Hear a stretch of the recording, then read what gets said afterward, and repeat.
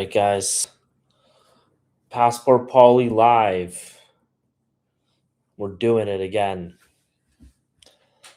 Uh, oh wow, I can have ad breaks now. That's crazy. Yo, what up? What up? What up? Um, I'm thinking about starting these with like a monologue as people are like filtering in, and I can like talk about something specific. But like, I also just like don't really want to spend the time like developing that if just people are like not really interested in it. But like for the people watching this on like a replay, it's more of like, oh, I have to watch this dude just ask people for questions for the first few minutes. So I don't know. We'll figure it out. But if anyone has some like pressing questions, we can start with that. I can talk about Latin America. I can talk about Europe. I can talk about whatever you guys want me to talk about as we're like waiting for people to come in. Any tips for Vietnam? Honestly, like, yo, what's up, Just Mac? I mean, here's the thing: like, you actually don't really need any tips for Vietnam besides just like go to Vietnam. You know what I mean? Vietnam is like really a like self, you know, like you can figure it out by yourself. You don't need tips. I we spent a few days in Ho Chi Minh City. We went to Da Nang. I think that like Da Nang is a really cool place. I'm afraid it's gonna get really blown up soon, but like as of now, it's still a good place to be. I love Aboriginal women. I don't know, dude. Like I feel like the Aboriginal women in like Papua New Guinea might be a little bit too Aboriginal. You know what I mean? I'll just say this, like, you know, people are like, "Oh, I wanna go, like, meet an Aboriginal woman," and it's like, you don't really know what that means. You know what I mean? Is it good idea to have, kids with a Brazilian woman? Yeah, dude. I mean, it's good to have kids with, like, any woman. There's no nationalities that's not good to have kids with, except for, like, maybe, like, American women, but, like, even them, like, there are good American women, right? It's just a matter of, like, what the filtering process kinda looks like. So, you know, um is it a good idea to marry a Brazilian escort? No, it's not a good idea to marry a Brazilian escort. Um, I mean, you can theoretically, sure, but like I'm a big believer in J. Cole's like "Don't save her." She doesn't want to be saved. Don't save her type of thing. Richard on YouTube asks, which platforms do you go live on? Right now, it's just YouTube and TikTok. The main reason why I'm still going live on TikTok is because like I just don't have enough people jumping on my YouTube. Like not enough people are asking questions on my YouTube to like have like an interesting live. But long term, my plan is to literally just be YouTube. So people who are watching on TikTok, like long term, if you're like where did Passport Poly Live go? I went just on YouTube. That's like the long-term play on my content. But for now, I'm doing both platforms. Ask questions, bro. Don't worry. Dude, keep them coming, man. Best cities in the US, arriving as a passer, bro. In Europe. Okay. Don't go to the United States. Um, Paulie, are you in Kosovo? Yeah, I'm in Kosovo. Somebody sent me a message that they saw me in Kosovo. By the way, if people see me in person, like feel free to like say hi, you know what I mean? But my wife loves that shit, by the way. My wife loves when people say hi to me in person. She's like, "Oh my god, you're a celebrity." And I'm like, "What can I say?" Why do I eliminate TikTok? Honestly, like I could talk about that question for like an hour. I just feel it's a little bit too like inside baseball. Like I think that some people who are like really like me, like are interested, but I feel like most people are on here just to kind of learn about travel. I don't really want to like waste their time with like me talking about like my my content strategy. But basically just like TikTok, first of all, TikTok takes all of your money from you. When people give like gifts and stuff, TikTok takes all of it. Two, by the way, I'm gonna get rid of this VPN term monetization type thing. TikTok views you uh, Okay, we're like reconnecting. I'm just gonna answer some more questions here. So someone asked where the Argentinian women at? The Argentinian women are in Argentina. That's where the Argentinian women are. You should do battles on TikTok. I still taste the menu. No, I don't. Moroccan women are great. I'm married. We've been together like over 2 years now. Um, yeah, SF is terrible. New York City is not good. Like this is a passport bro account. So like, I'm not gonna be telling you to go, you know, to America. I'm actually thinking of moving to Argentina to meet my wife. Okay. Someone says Asuncion is the spot Paulie knows. I mean, as people know who've been following me for a while, I've been talking up Asuncion for a while. I'm just afraid that Asuncion is now like getting a little bit overrun with passport bros, and it might not be like that good of a value anymore to go to Asuncion. I'm now in my private consultations. I'm now steering people away from Asuncion. You know what I mean? Someone said, "What is the best Latina girl?" There really isn't a best Latina girl. It's the question. The answer is like, what's the best Latina girl for you? Like, for example, yesterday I had a consultation with these two guys who like shared a consultation, which is fine. Like, I do shared consultations, right? You just have to understand that like you're still only getting the hour, right? So you're gonna have as much value, but we were talking and like one guy like the two guys have complete different interests in the type of girls that they're into. One guy wants more of like a normal kind of calm but still traditional woman. The other guy really loves like the toxic 5'2" brown girls, right? And so it's like, you know, if you like the toxic possessive brown girls, then like the girls that are more chill are not going to be your perfect girl, right? So the most important question isn't like what's the best Latina. The question is like what's the best Latina for you, and how can you go and find that girl. You have a friendship with Red Beer Rants. His info aligned with their views. No, dude. I sent him a DM when he got denied access into when he got denied access into Colombia. I sent him a DM like, "Hey man, hope everything's good," and like he ignored me. So I don't know. I have no like ill will towards him. I'm guessing he just has a lot of messages, but he's not interested in being my friend. Let's just say that. Um, who say men are lovers who travel? I don't know. I have 5 girlfriends in Colombia. Okay, I mean, okay.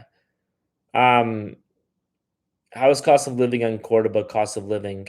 Cordoba is pretty good in terms of like cost of living. Um, anyway, let me see. Nah, I'm here now, still the spot. Okay. Can I come up and ask you a question? I had someone do this yesterday, and like I'm just gonna say this every time. So many people want to like, hey, I want to come up. I want like invite me as a guest so I can ask you a question. You don't want to ask me a question. You want to do a rant. And then at the end of your 10-minute rant, you want to, you know, put a question mark at the end of it. And then you want to like stay on and answer other people's questions. So if you look at my chats, I'm getting tons of questions. You don't need to come up as a guest to ask me a question. You can just type your question and then I'll answer it. Right. So, um, Moroccan women versus Latinas. I mean, they both have their benefits. They both have their downsides. You know what I mean? So, um,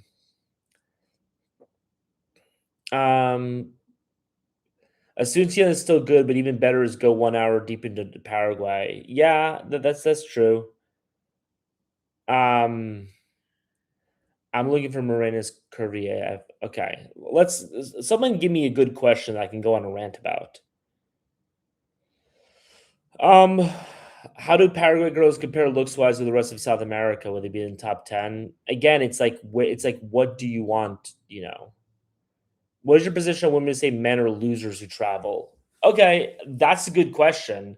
So the whole loser back home thing. First of all, that phrase is not a thing that girls abroad say. That was literally invented by the TV show White Lotus. It was never that term never existed before the TV show White Lotus, and it's a term that rich white women use in America as cope for the guys who go travel. So, first of all, that's that. But second of all, more importantly, the whole question of like, am I a loser if I go abroad? Um, there's so many responses to this. The first and most obvious one is I can tell you, like, my job now is literally talk to guys who are moving abroad to find a woman to date and marry, right? My consultations up until now have been $300 per hour. I'm now raising the prices to $400 an hour just because I'm getting so much demand, right? And people who can pay $400 an hour to talk to somebody are not losers. I can tell you, like, I talk to these guys, like, yeah, sure, there are some losers, but like most of the guys are incredibly successful, very good looking. They are just had it up to here with Western women and their absolute insanity. So, what I say to women who call Americans who move abroad losers is that's not true. It might have been true 15 years ago, maybe, but what has happened is that the women in America have gone so absolutely batshit that even guys who in America get a whole bunch of women are now saying, I don't want to date all of these women that I'm getting. Even the Chads, like what has happened is the Chads in America who have like five, six, seven girls on rotation are looking at guys like me who are fat, who are ugly, and who are broke and are seeing that I'm living a much better, happier life with a traditional woman. And those guys are saying, I want that. And that is the actual reason why you have this whole loser back home thing by women in America. Back 15, 20 years ago, when it was actually losers, maybe, who were going abroad and like getting married, and I still don't even really buy into that paradigm. But back then, it wasn't a threat to these women. They didn't care. So they didn't even think about passport bros because who cared that guys are moving abroad? All of the good guys are staying in America. But now that this is becoming a movement where legitimately really attractive guys, 6'2", making hundreds of thousands of dollars a year with six packs. I talk to these guys every week. Now that these guys are moving abroad, now girls have to are starting to realize, hey, we have to start pushing back on this so this doesn't become more of a trend. And how do girls police each other? By calling each other losers, right? By saying there should be a social stigma attached with you taking this action that we don't approve of. But what you need to realize is that when women threaten you with social stigmas for taking actions that they don't approve of, necessarily that means that those are actions that are beneficial to you because otherwise, you just wouldn't do the actions, right? They're attacking you with a social stigma because they don't want to do this thing that is in your best interest. So when women call you losers for doing something, that is an even greater indication that you should be doing it. And then finally, and most importantly, I can tell you from my own travels, right? Once you leave America, the first 3, 6 months, you're kind of like still in America, if you get what I mean. Like you still like think about what your friends in America think. You still post stuff for your friends in America, right? But after 3 to 6 months, you start to build up your friendships outside of America. You start to make a lot of friends of other guys who are passport bros. And a lot of guys are like, I'm not a passport bro, I'm a digital nomad. It's like, okay, whatever, I don't care. Other passport bros, other digital nomads.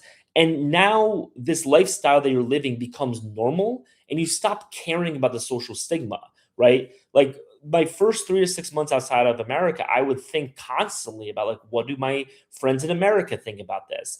I don't think about that at all because like my friends are all abroad.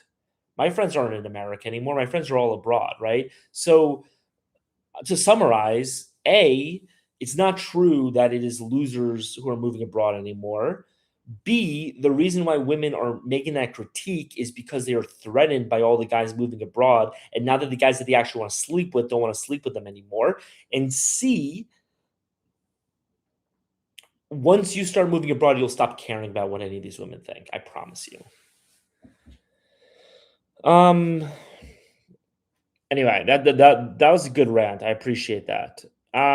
Man, it's questionable that you're this South American Don Juan. You're in great shape address. I don't care, man. I just I got an American girlfriend. You proud, bro? No, I don't give a shit. Um, these are really weird responses. How old are you? I'm now 20. I'm now 35. The biggest negative to Paraguay is that there are just way too many people. There's way too many Americans there right now. Um, that's like the only big issue. Um, yeah, this whole thing, like yeah, that's why like I'm like it's just like I don't give a shit, man. Like, have you ever pulled a girl domestically without paying for it? Yeah, dude, I have pulled girls domestically without paying for it. Can you have more than one wife? No, obviously not. Anyway, these questions are all terrible. So somebody give me a good question. Um, Locked in that Peru trip, Paulie. Nice, dude. How easy is it to get an Argentinian passport? Pretty easy. Heading to Cabo in October. Um, Bro, Cabo is not really like traveling abroad. Cabo is basically America. I mean, have fun in Cabo. I'm not saying don't go to Cabo. I'm just saying that, like, it's not like, oh, I'm being a passport, I'm traveling to Mexico. Cabo, like East Los Angeles is more Mexico than Cabo or Tulum. You know what I mean?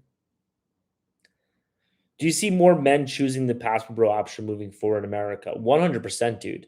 More men are choosing the passport bro option every single day. I mean, I literally talk to these guys constantly. I'm talking to guys who literally are pulling tons of chicks in America, like who are good looking guys who are making tons of money and are just like, I can't deal with American women anymore. They're just terrible. So, um,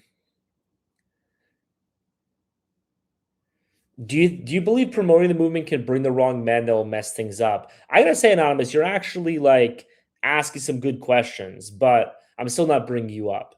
But but before I get into that, Ryan Peters says Latinos are so similar and uninteresting. It's uh, there is a certain type of American traveler, and I can tell that this guy is one of them, who will like go to Colombia, go just to Medellin, right? Like he'll stay in his like really nice hotel. He'll only go out to go to restaurants and pay for play. Never learn the language, never interact with locals, and then he'll come back and be like, "Oh, I don't really get the cultural experience of Colombia or Argentina or whatever," right? Like if you actually engage with Latinos, you'll see that Latin America is an insanely diverse place with incredibly different people. Even like Chileans and Argentinians are very different from each other. But if you compare like a Argentinian to a Colombian, if you compare a Brazilian to a Peruvian, like Latinos as a are Latinos as a group are very diverse and very interesting in their differences. That's literally what my entire job is to talk about like the differences in Latin American cultures. You just when you travel, you're scared to leave your five-star resort. And so all you see are tacos and arepas, and you think that you're getting the full Latin America experience. But anyway, Anonymous says, "Do you believe promoting the movement can bring the wrong men that'll mess things up?" I actually think that what we're seeing is actually the kind of inverse. Most of the men that most of the pioneers of the passport movement, and even like me to a certain extent, like are sketchy guys going for the wrong reasons, right?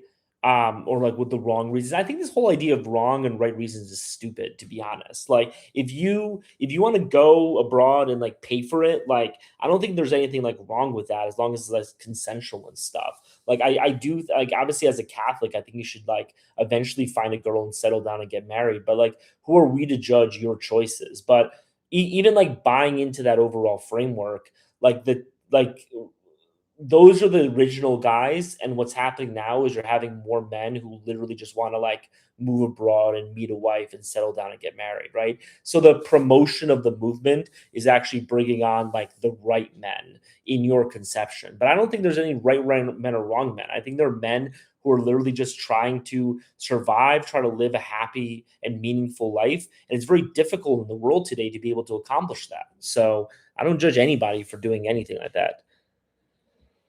Are places like Mendoza or Salta good for dating for those who don't like drinking and partying? I think that Mendoza and Salta are too small to really go meet women. And like I actually had this conversation on a consultation the other day, and the guy like pulled out like Mendoza population statistics, and he showed me that Mendoza, metropolitan area actually had like half the population of Cordoba, so like it should be a good place. And like here's the thing, right? Like when I give you like rules and stuff, like for example, I have a rule like the city should have at least 500,000 people, right? Like these are just like guidances and heuristics, right? These aren't like hard and fast rules. This is why I do consultations, right? Anyway, so we were talking about it. And he was just like, all the statistics of Mendoza, they align with what you're saying. It should be a good place to date. And I was just like, okay, but like all of my anecdotal evidence from people that I know, like, are saying that it's not, and it's not. Mendoza is not a big city, and so what happened was we looked at it, and the Mendoza metropolitan area is just like a huge, huge expanse. But if you actually go to Mendoza, Mendoza is really a small town, right? Mendoza is like, Sonoma in California, right? It's not a big place. And so because of that, it's not really a good place to meet a lot of women. Because as I constantly tell people, like small towns in Latin America, similar to small towns in America, by age 19, every single hot girl is either married or has moved to a larger town or city. Like that's it. You know what I mean? So like I don't think Mendoza is a good place to meet women. Um Things have changed too much. Um yeah, Colombia as a whole right now seems like it's getting cooked. I recommend people not go to Colombia, to be honest. What's up? Um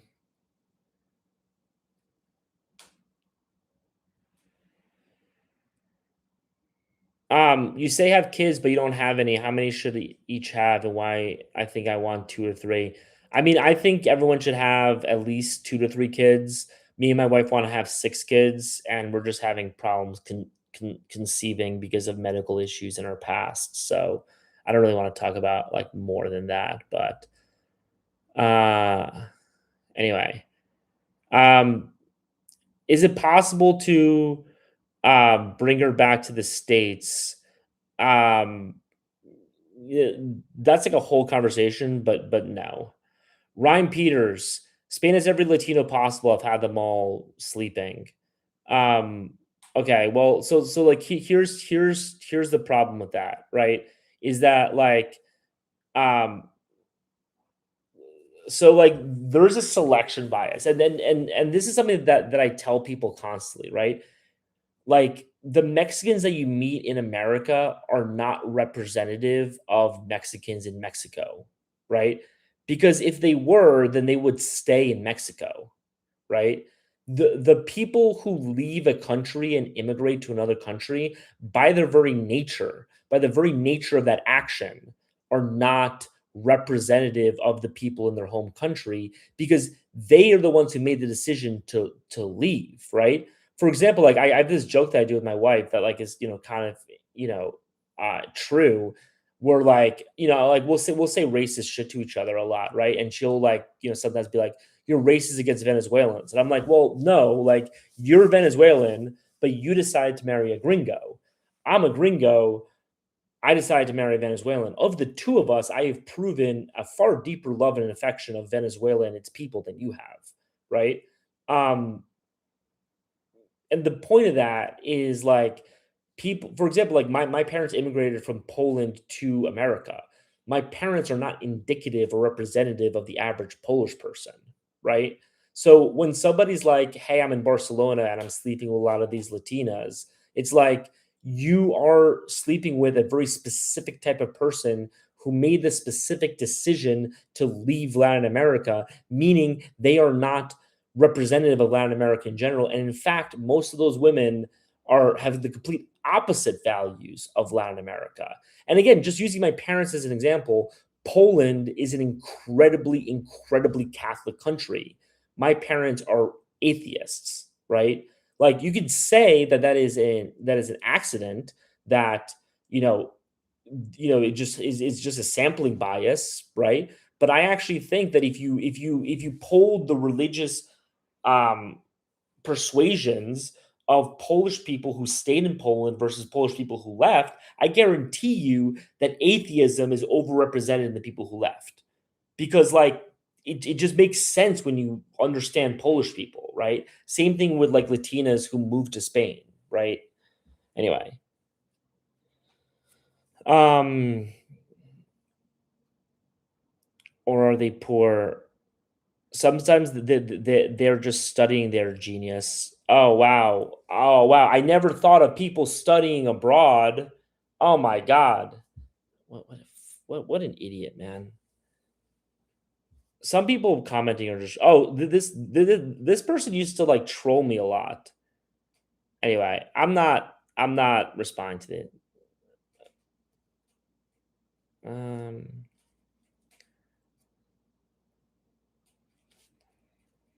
Anyway. Um.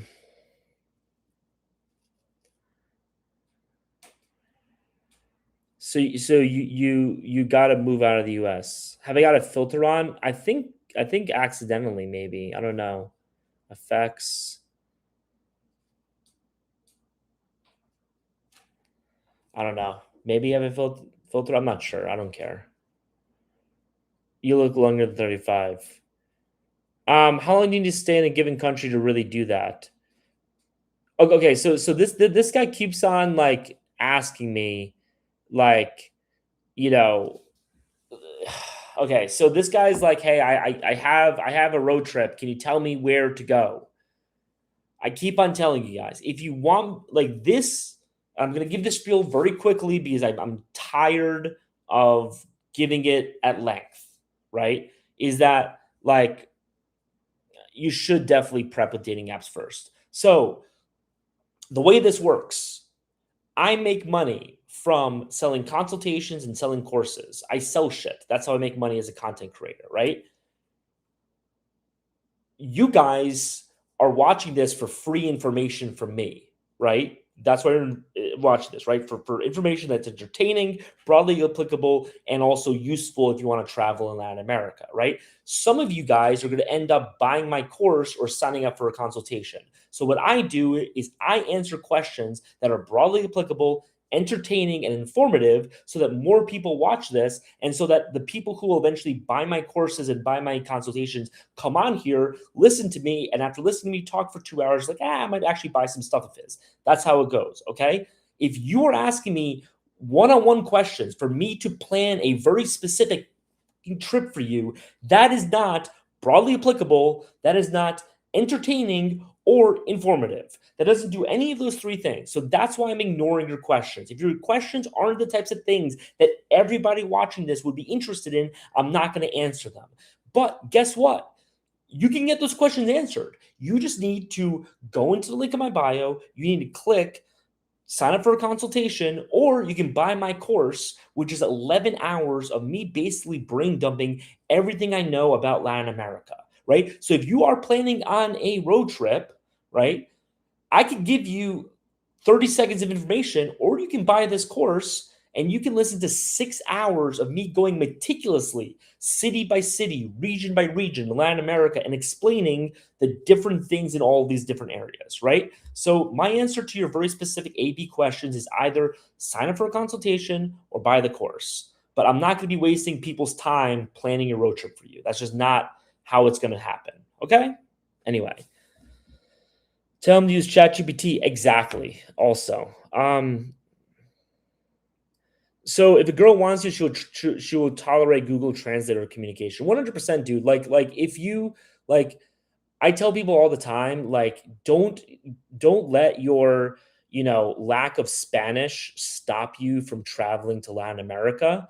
Like, what you should do is you should go to Latin America, communicate with girls over Google Translate, and yeah, you'll probably be paying for it in your first couple trips because you can't really talk to actual women that well. I mean, if you go to the right places, you won't be, but like you might be, who knows? But like that experience of being like, oh wow, I love Latin America. These are some really hot girls. That's going to be the fire under your butt to go and learn Spanish, right? And then on top of that, like the best way to learn Spanish is through immersion. I'm actually terrible at like Spanish grammar and shit. And the reason is why is because the way I learned Spanish, I'm literally just talking to my wife all the time. So, you know, I met a Venezuelan baddie in Canada, and now I want to risk my life going to Caracas. You should not go to Caracas, especially because there are Venezuelans all throughout Latin America. If you want to date a Venezuelan, write this down.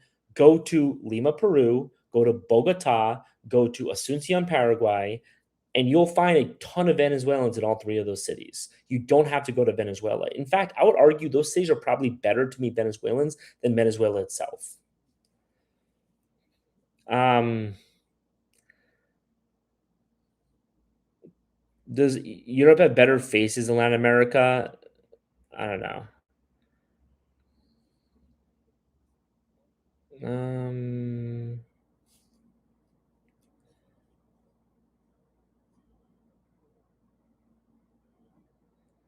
anyway. Um, okay. There are a ton of people that just hate me that will just like say stuff just to like and I'm not even gonna like date it with like a specific answer, but there's some stuff that people bring up that like they literally bring up in like the worst possible, like literally in bad faith, and I just don't respond to it anymore. So like if you know what I'm talking about, like you know, you like bringing those things up is an immediate ban from this chat because I have answered this question so many times. We've had so many conversations about it, and I'm just not interested in having that conversation anymore. Be a kink and an interesting person. You can date girls from your own country. This is the biggest misnomer that people have. Like, again, I had this rant earlier in the thing. People in America, you have 6'3" Chads in America who are leaving America to go date women in other countries, right? It's not a losers back home thing anymore. It's literally you have Chads in America who are leaving. The problem is the women in America. They are absolutely crazy. And so guys are leaving. They're just sick of it. Um anyway, a lot of gems on Bumble. You shouldn't use Bumble. You should use Tinder and you shouldn't go to Medellin. So that's the answer to both of those questions. Yeah, we're into broke people in Mexico. I say they didn't leave the USA. The USA kicked them out. Sad but true. Okay. Why does that happen then? Why does what happen then? Like America, yeah, I mean, sure, it's just less, right? But like the thing is that like girls in America have gone absolutely insane, right? Girls in America have this expectation of and I mean I'm not even blaming the women in America. Like the problem stems from our grandfathers who wouldn't tell women to shut the F up. But like we have a problem now in America where women want pay equality and they want guys who make more than them. Women want feminism when it suits them and they want traditionalism when it suits them. And so you have situations, I literally talk to guys and they're like in relationships where they're bringing home like 80% of the money. But because they have an 8-hour day job and their wife has an 8-hour day job, their wife demands that they do half the chores that they do. And they're like, you don't have a job, you have a hobby. The expenses of you getting to your job, buying lunch and everything outweigh the cost of your job, right? And so women the women in America, and I don't want to go on a whole rant about this. I guess I can later, but their brains have just been completely fried by feminism. And guys are just like, why would I put up with these women who, by the way, also each of them have like 100, 200 bodies when I can go to Latin America, meet a woman that doesn't treat me like shit, meet a woman who wants to be a nice traditional wife, who wants to treat me well. You know, if I find a traditional girl, she doesn't have a lot of bodies, and I'm just live a happier life, right? So that's why it's not a loser back home thing anymore. It's like every guy wants to leave the United States and date women in Latin America. Yeah, I'm against the broke foreigners thing as well. I think it's terrible. You shouldn't do that. I am also against Americans going abroad and um getting local jobs. You know what I mean? Like, I think that that's a terrible thing. The way that I like justify being a passport bro is like Americans come into these countries, we abide by all the rules, you know, we do everything that's expected of us, and we also bring money into the local economy, right? If you are taking a job, then you're taking a job that like a local person could have had, and you're not like bringing money into the economy. Now you're like pushing people, you're like decreasing the standard of living and all that type of stuff, right? So my thing with Americans is always like get a job in the United States, earn US dollars and move abroad. Don't like try to, either A, get a job in a foreign country, or B, like open up a business there and take money out of the local economy. I think that that's not a good thing to do. Um,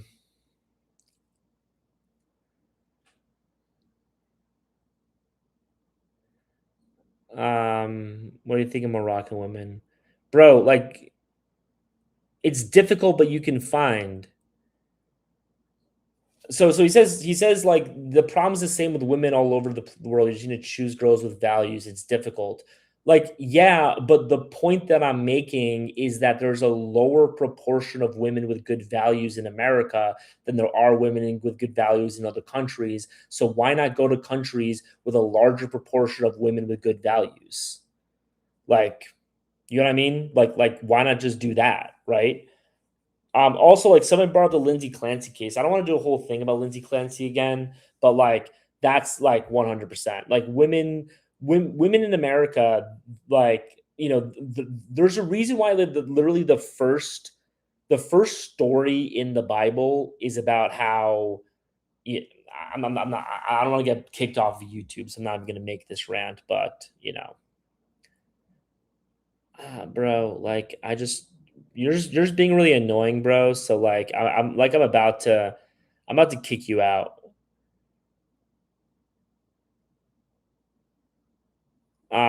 Ryan, you're just being annoying. And then the real goat is him. I'm blocking you too. Like, don't ask the same question 1,000 times, guys.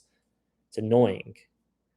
I'm not answering your question because it's not like an interesting question. You know what I mean? It's not an interesting question. That's why I'm not answering your question.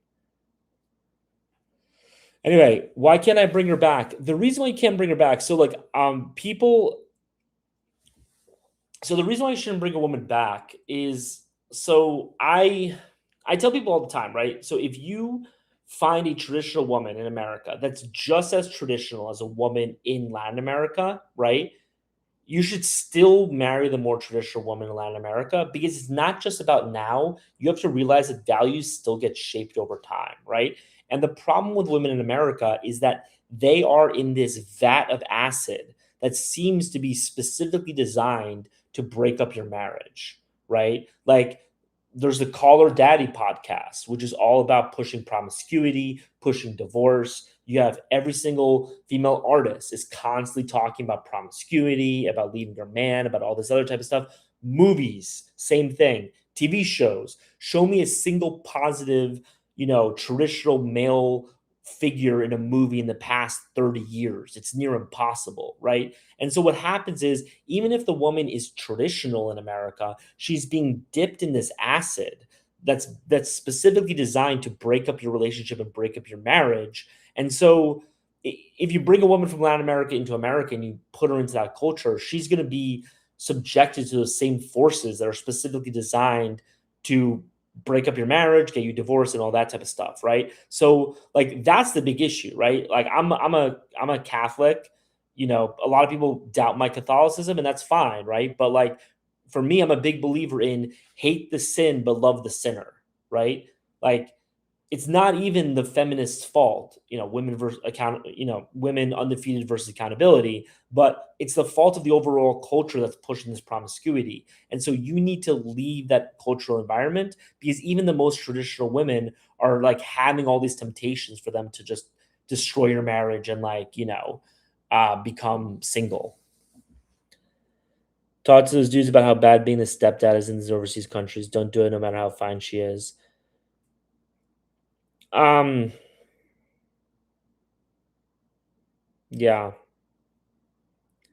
I think it was a waiter or something like that.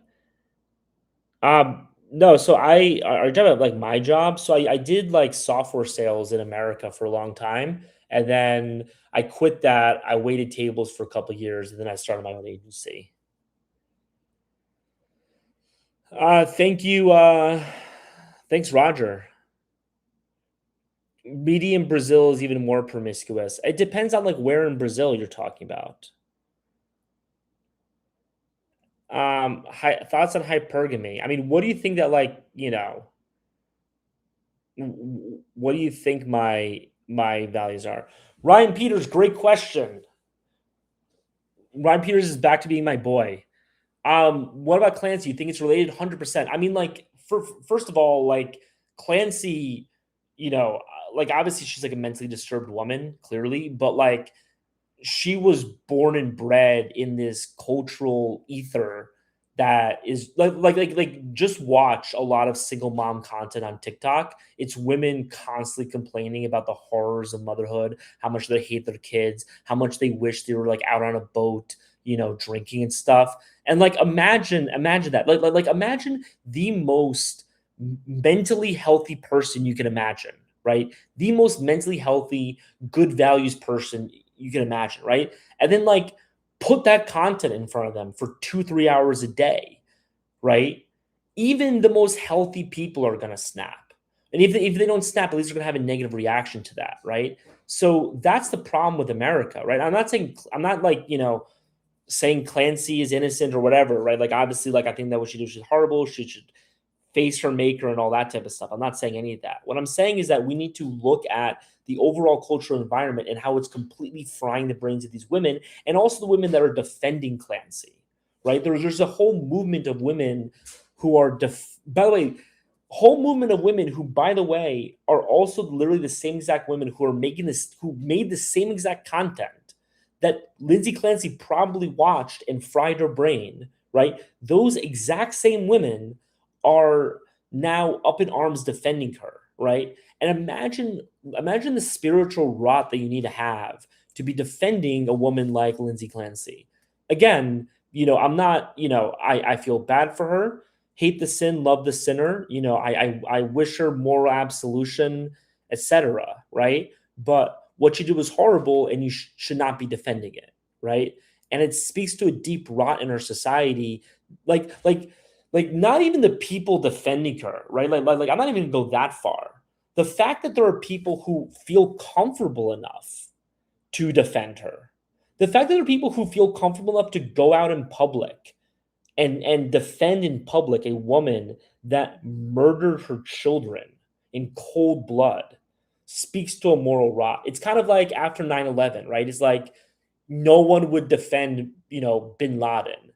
And just the fact that you have people defending bin Laden speaks to a cultural problem, the same way the fact that people are defending Lindsay Clancy speaks to a cultural problem. So if you ever meet a woman who thinks that Lindsay Clancy was innocent or whatever, you need to like leave.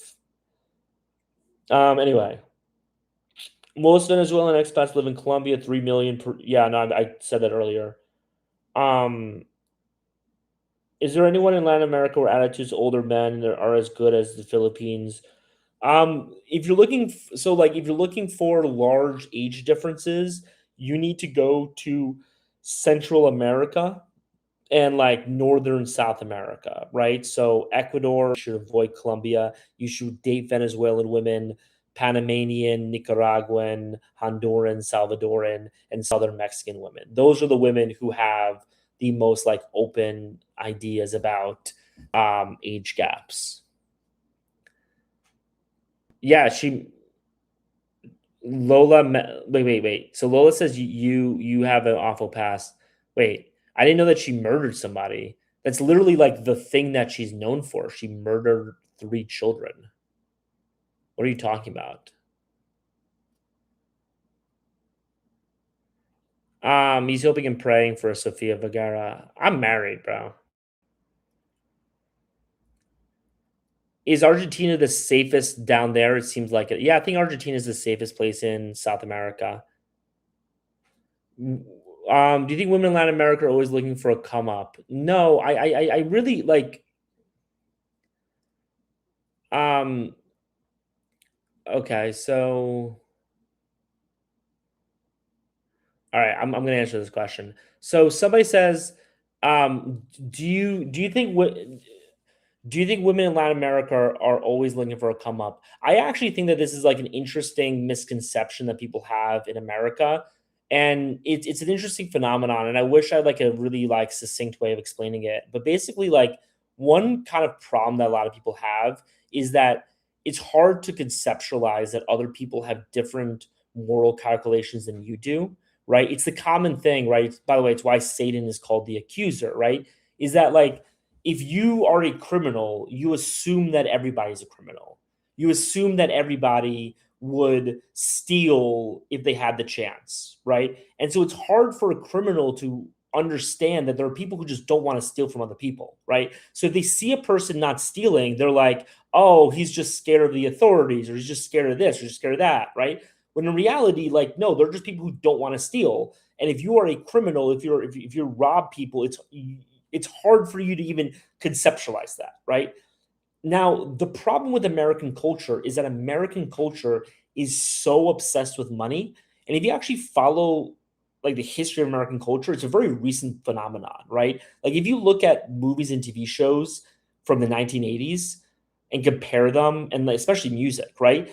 Like think about all the music in the 2000s and 2010s glorifying just the insane pursuit of making money, and imagine where those songs coming out in 1970, right? Like it would be a laughing stock, right? There's been this recent cultural change in America where literally everything is about how much money you can make. And one of my theories, and I don't want to like get too tinfoil hat about this, is that this is a psyop by rich people to get women to be easier to sleep with, right? Because if you push this cultural narrative that the only thing that's important is money, then it becomes a lot easier to convince women to sleep with you by bringing them on a yacht because they've spent their entire life watching music videos and movies and listening to music about the importance of going on yachts, right? That's my little, you know, uh, conspiracy theory about it. But my overall point about this is that so if you are born and raised in this society, it's hard for you to conceptualize that there are people who do not would not, under any circumstances, sell their virginity, their purity, or anything for money, right? So the idea of these women like looking for a come up is the only reason why you think that is because in America it's become so normalized. Like we have a prostitution culture where everybody's just turning into a prostitute, right? Whereas in other places, and I obviously I know that there are a lot of places in Latin America with a lot of cultural problems, primarily exported by the United States. But there are a lot of places in Latin America where, like, you ask a woman, it's just like, would you marry someone just because they're rich? And they'll look at you like, what the fuck is wrong with you? Of course not. Like, he needs to be a good father. He needs to believe in God. He needs to do all these other things. And like, yeah, part of the job of a male is to provide for a family, but those are two different things, right? So the reason why so many Americans think that Latinas are just looking for a rich guy, looking for a come up, is because your own culture has become so prostitutionalized that it's hard for you to even conceptualize that there are people who would never sell their body for money, right? Does that make sense? Marrying someone because their money is empty, 100%. Great content. Thanks, man. I don't care about money, but it's hard to date someone that's in a lower class than me. What does that mean, lower class than you? I don't believe in classes. I think that we're all like equal in front of God, but What about Nepalese? Answer appreciated. I actually don't know that much about Nepal. I've never been. So, um, do you ever face mean people because of their weight? Yeah, 100%. Um, Small town versus big town in Latin America. You should start with like a big city in Latin America. I talk to people, so you should definitely start with a big city in Latin America. I talk to people who have literally never left the United States, and they'll be like, "Hey man, I'm thinking for my first trip, I'm going to go to Pereira, Colombia," and I'm like, "What?" And they're like, "Yeah, it's either Pereira or Prudentopoulos." It's like, bro, like I wouldn't trust you to go to Cabo, much less Pereira. I'm not saying Pereira is dangerous. It's just like, your first couple of trips, like go to the big cities. You know what I mean? Like there's like a infrastructure for you there. What's your favorite thing about Paraguay? Paraguay is changing. It's no longer one of my favorite places, but what I loved about it once it was great is that um Paraguay is one of the best places to live because it's one of the worst places to visit. So the fact that Paraguay is so like boring and there's nothing to do there means that there are no tourists coming there. And so, you know, everything was cheaper, everything was safer, women weren't jaded by Americans and all this type of stuff. But now, partly because of me, but like there's so many passport bros going to Paraguay now that like it's just, it's becoming overrun, in my opinion. And this is what I'm hearing from a lot of people. Um, when you travel overseas, the wealthier class of women prefer local wealthier men, not tourists. Witnessed this for myself. I had a whole thing about this yesterday. I don't really feel like rehashing it, but like wealthy people are a class of unto themselves. Don't go to Venezuela. Racial ladder real, yeah, kind of. Does your wife blog this stuff? No, my wife doesn't like to be public. If you're a millionaire, you wouldn't date a guy who makes 500K. Um,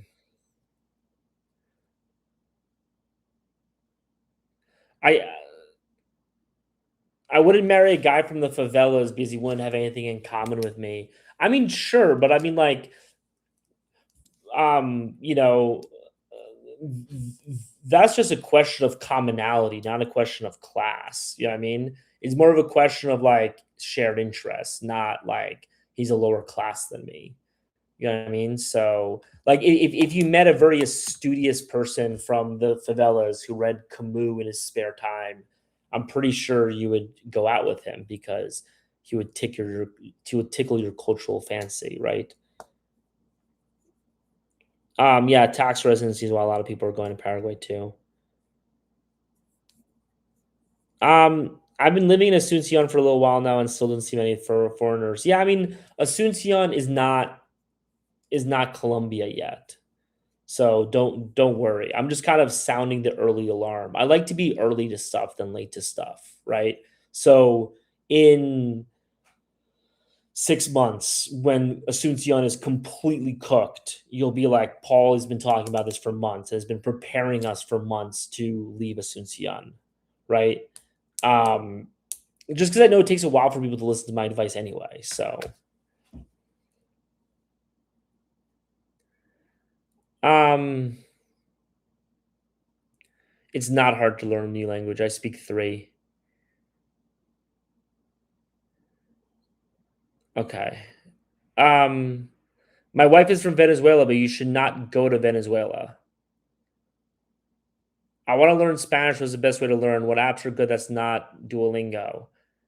I learned using Duolingo, so I'm just gonna tell you to use, you know, Duolingo. It's coming. Paraguay's gonna get cooked. Um, no, I don't speak English, Portuguese, Spanish. I speak English, Spanish, and Polish. I I'll answer your Venezuela question in a second, but um, one of my one thing I find really funny is when there are people who like, and you see this with like Formula One drivers a lot, right? Like a Formula One driver will be like, "Yeah, I speak 5 languages. I speak English, French, Italian, Spanish, Portuguese." And it's like you don't speak 5 languages. You speak like three tops, right? You don't speak 5 languages if you just speak all the Romance languages. So for me, like, if I was fluent in Portuguese enough to, like, claim that I spoke it, I would say that I spoke, like, 3.5 languages. I wouldn't say I spoke 4 languages. That being said, if you speak French, French is a little bit more difficult. So, like, Spanish and French, I think, kind of counts as 2 languages. But no, my next language that I want to learn is Greek. I want to learn, like, I want to be able to read the New Testament in the original Greek. So that's like my next step. Um, yeah, if you speak Portuguese, Spanish, and Italian and English, you speak 2 languages, maybe 2.5. I'll give you 2.5. Um, anyway, so um, why would you not go to Venezuela? Because, like, here's the thing, right? So there's a huge survivorship bias and there's a huge selection bias when it comes to stories about Venezuela, right? Like, a lot of gringos are trying to go to Venezuela and they're like, it's safe, it's safe, it's safe. First of all, like, yeah, it's safe for those people, but there are also people who get robbed and stuff, right? Venezuela is still a very poor country, and especially if you don't speak fluent Spanish and, like, you don't know how to comport yourself in a like, I'll say this: if you're asking me, should I go to Venezuela? The answer is no. Because if you're the type of person, like, if you could go to Venezuela, if you're the type of person who had the Latin American just skills to go to Venezuela, you wouldn't be asking that question. You would just know that you can go to Venezuela, right? So the fact that you're asking that question means that you don't really have, the Spanish proficiency, you don't have the connections, you haven't been in Latin America enough to really be able to move well, right? And so, like, you shouldn't go, right? Like, you'll have an open target on you. And yeah, like, there's like a 95% chance you'll be fine, right? And you'll have a bunch of people telling you I went to Venezuela and I was fine, but then that 5% chance comes along and you're fucked, right? And especially if you don't know how to handle yourself in these situations, it can get very dangerous very quickly, right? I've been in these types of situations before, not in Venezuela, in other countries, right? Like, like, when stuff takes a left turn, it goes left quickly, and it's very hard to get it back on the right track, right? And one wrong turn, one wrong thing, getting drinks with the wrong person, starting a conversation with the wrong person at a bar can you can end up in a body bag in in a lot of places in Latin America. And so I just wouldn't do it, especially if you don't have that type of experience and how to act in these types of situations, right? But then on top of that, also about Venezuela specifically, right, is like, yeah, we overthrew Maduro. Yeah, Delcy Rodriguez is in charge, yada, yada, yada, right? But, like, who knows? In 3 days, there could be a coup by, like, some general in Maduro's army that wants to take the country back. And, like, there could be guys in AK-47s in the middle of the street shooting people. Do you really want to be in that situation? Because let me tell you, right? Like, once you're in a situation where you are in a foreign country where you don't speak the language and you don't know anybody, and there are people with machine guns in the street killing people, like, you can't just call an Uber home. Do you know what I mean? Like, you're now in survival mode. And a lot of those stories end in obituaries. So that's my thing about not going to Venezuela. It's just like a lot of people really want to be like, yeah, man, I've been to Venezuela. I'm tough. I'm tough. And it's like, okay, bro, you're tough, but, like, and, like, when I was traveling when I was a lot younger, I, like, had that same attitude. But I'm older now, and if you're asking me for my opinion right now as an older traveler, it's not worth it. It's not worth your life. I've been in a lot of situations where I almost died. It's not worth. Unrest is still bad, but Mexico is the same. No, it's are you insane? Are you insane? Mexico is not the same as Venezuela. First of all, if you like you've clearly never read any books whatsoever. Because if you had even opened up Dr. Seuss, you would have the humility to realize that you clearly don't know anything about the history of Venezuela.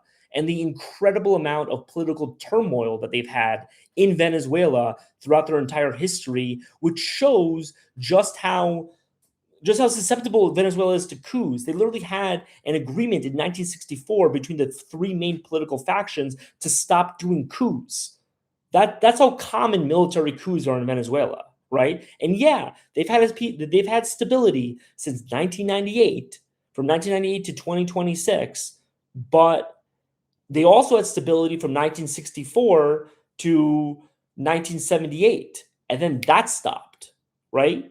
Like things go bad in a hurry when they do. Mexico does not have that type of political instability. The instability that occurs in Mexico is similar to what happens in places like Brazil, and similar happens to places like Colombia. So, for example, if you're in Rio de Janeiro, right, and you talk to a local, they'll tell you there are areas that are run by local gangs, right? But those local gangs have an interest in keeping law and order in those specific places. Yeah, if you get out of line, you can get shot, right? But like you can move within Rio de Janeiro safely, even though there are literal like huge swaths of Rio de Janeiro that are not under government control, right? Literally are not under government control, right? But you can still move around safely because there is an understanding there. Same thing with Mexico, right? Like everybody knows where not to go. It's like this is cartel land, this is safe land, and yeah, like maybe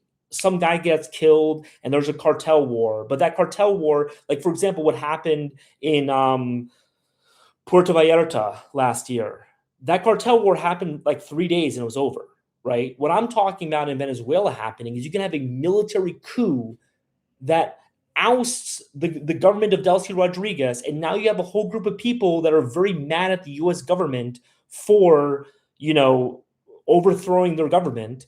And now you have people in the streets with machine guns who are going to be like, I'm going to start killing Americans, right?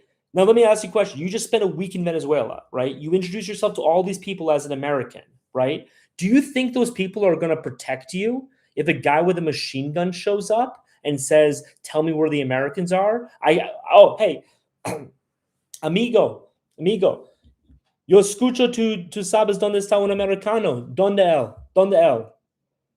Do you think he's going to protect you? No, he's not going to protect you. So, like, you know what? Fine, man. Just go to Venezuela. I'm done with this subject. Fucking ridiculous. Ridiculous. Comparing Mexico to Venezuela is ridiculous.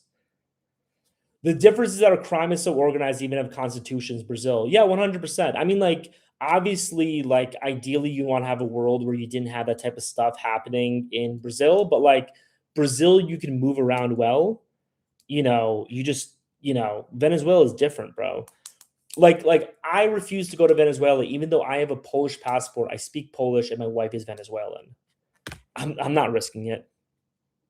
Anyway, let me get some interesting questions.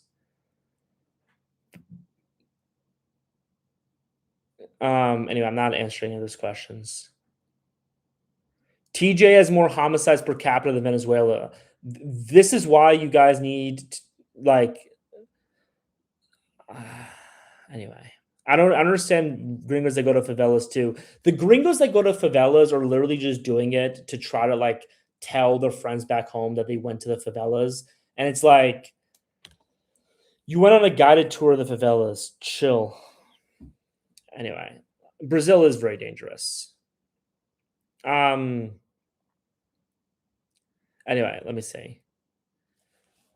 If you take a Latino out of South America, they'll become miserable, corrupted by America, European life. 100%.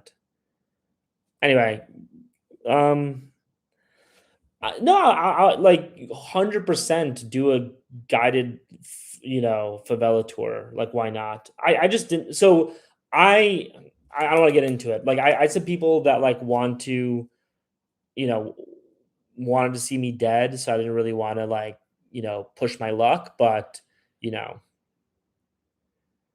anyway, any advice for 10 best parts of Mexico? Of course, Marbella is expensive.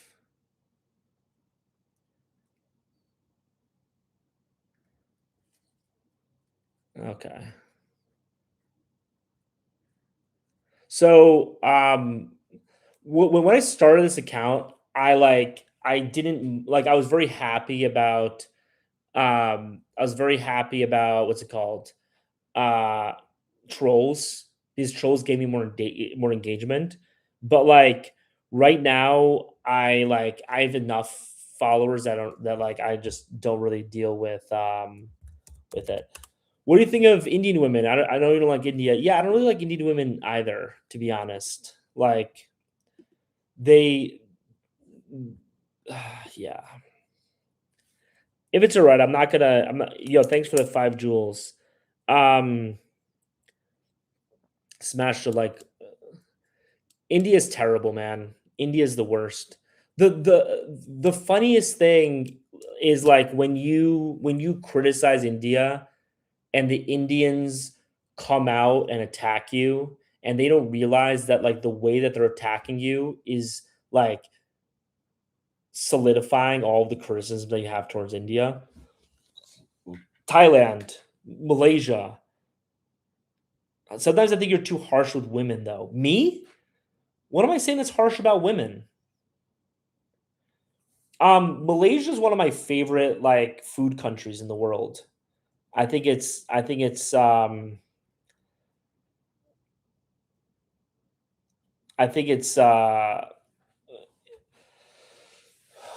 the Malaysians know how to deal with Indians, let's just say that. The best country for white women, not in Europe or North America. Go to southern Brazil, man. I don't even know like what okay. Well, like let me know like what I specifically said. Um yeah. How do I book under the table? I don't know, dude. Just talk to a person and say, "Hey, can I book an Airbnb with you under the table?" Like that's how you do it. Stop asking the same question over again. Thoughts on the UK? My boy, Ryan Peters. Ryan, we started as enemies. Now we're friends. How does that feel? How does that feel that we ended up here, best friends? Anyway, UK is a shithole. I'm never going there. I hate the United Kingdom with a fiery passion, and I refuse to ever step foot on their soil ever again. I might one day, who knows? But like, you know, what they did, you know, with the grooming gangs and allowing those gangs to do what they did to their daughters. Um, like I'll say this, so like I'll like I'm not gonna go into a whole thing about it today, but I think the number one job of any man and also like civilization as a whole is to like protect your daughters. Your sons are kind of important, but like sons need to like learn the hard way and get their asses kicked a little bit. But like you really need to protect your daughters, and like allowing that to happen is just like such a disgusting thing. So that's all I'll say about that. Um, I refuse to go to Turkey, but that's a whole other thing. I don't wanna just, like, talk about, like, my ancient prejudices. Um, thoughts on bro, like, you really think just calling me like anyway. Post some content for your from your clients. So if people want testimonials, like just go to my Instagram and you'll literally see just a whole bunch of like screenshots from people. Um, do you intend to settle down in Latin America? And if so, which is your ideal country? If I do, I'll probably be settling down um in what's it called? In Argentina. Me and my wife really like this one city called Neuquén. And what we kind of want to do is we kind of want to what's it called? We kind of want to live in a city called Neuquén, which is like literally like at the north of Patagonia, and then we want it's a very safe town, and like what we want to do is we want to buy like an RV, and like when we have kids, just spend our time just traveling through Patagonia for like weeks at a time, and just like stopping in this one lake, this other lake, whatever. That's kind of what we wanna do. So, how's Patagonia, Argentina? It's very beautiful. If you were single, would you still actually settle in Argentina? No, probably not. I mean, I if I was single, I would buy a I'd buy a one-way plane ticket to Cordoba, Argentina. What one thing I love is like there's cities that I recommend over and over again that nobody listens to. Eventually people listen to me and they like and then the city gets cooked, but 2 cities that no one listens to me about are Cordoba, Argentina, and Curitiba, Brazil. Nobody wants to go to either of those cities. So, I would 100%, recommend going there. Why Argentina over everywhere else? Because 1, it's very safe, and 2, um, Patagonia is really beautiful.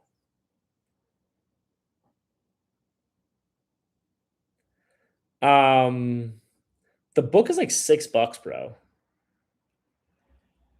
I haven't been to Ireland, but it's not really Brazil there. It's not. But like it's really like, how you define Brazil, but yeah, it's not really Brazil. I got scammed by a Cordoba chick. Um Every book and it's excellent. Thanks, man. So I'm gonna do a quick I'm gonna do two points of order.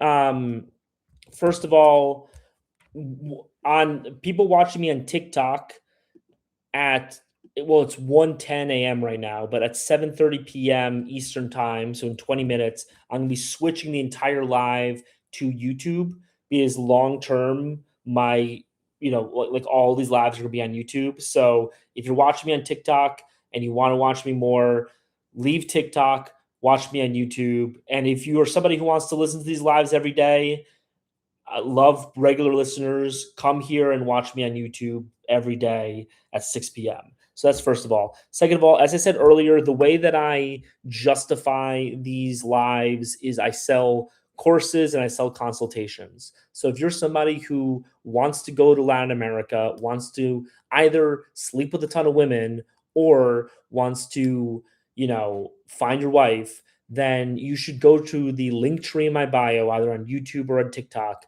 and either fill out the form for a consultation or buy the Paulie system.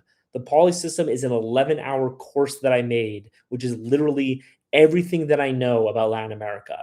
And the reason why I did this, and I'm being completely honest and earnest about this, is I would have these consultations, and every consultation, I would literally just say the same shit over and over again.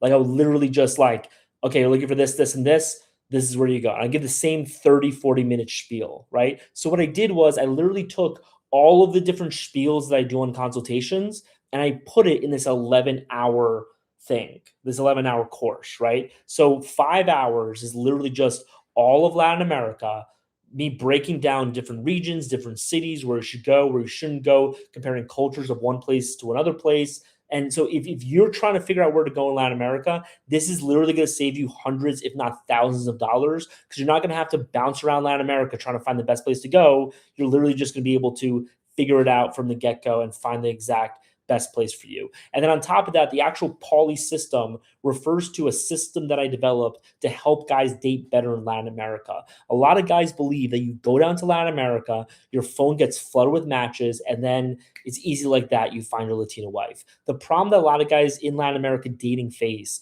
is that they face a lot of women who are flaking and also like a lot of trouble converting and getting women to really stay with them a long period of time. The reason for that is because the dating expectations and values in Latin America and in the United States are dramatically different. So this is a 5-hour course where I talk about literally all of those differences and how you can get the best Latina for you by adjusting your dating strategy to Latin America. I've literally had guys who I had this guy on Saturday, literally 6'2", Australian, multimillionaire. Him and I were talking, and like he has had problems getting girls higher than a six. And so we've been going back and forth. I've been helping him with his WhatsApp messages, and he's now done a couple of changes, and he's getting more responses, more dates from girls. So this poly system really does work, and it's everything that I learned dating in Latin America. So if you're interested in that, click the link in my bio and buy the Paulie system. This is the only ad that I've given this entire time, so that's why I went ham on it. But now back to regular schedule programming. But please get the Paulie system. Anyway, um, okay. Likes Cordoba 2, correct, another place that Paulie mentioned in Brazil.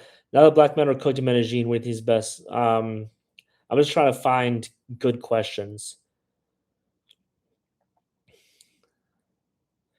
Paulie, the Argentinians have a legendary rep for being aloof, snobby, difficult, and to be honest, not even hot at all. I'm truly surprised. So, first of all, the reason why so most of the negative opinion of Argentina comes from Buenos Aires.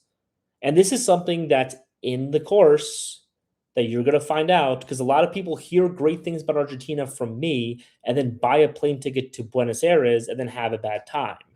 I go into a lot of depth in the course, link in the description, about why Buenos Aires, Argentina is one of the worst places in the world to date. Okay, so yeah, I completely agree with all your criticisms about Argentina, but those are criticisms of Buenos Aires, not criticisms of the cities that I told you to go to. That makes sense.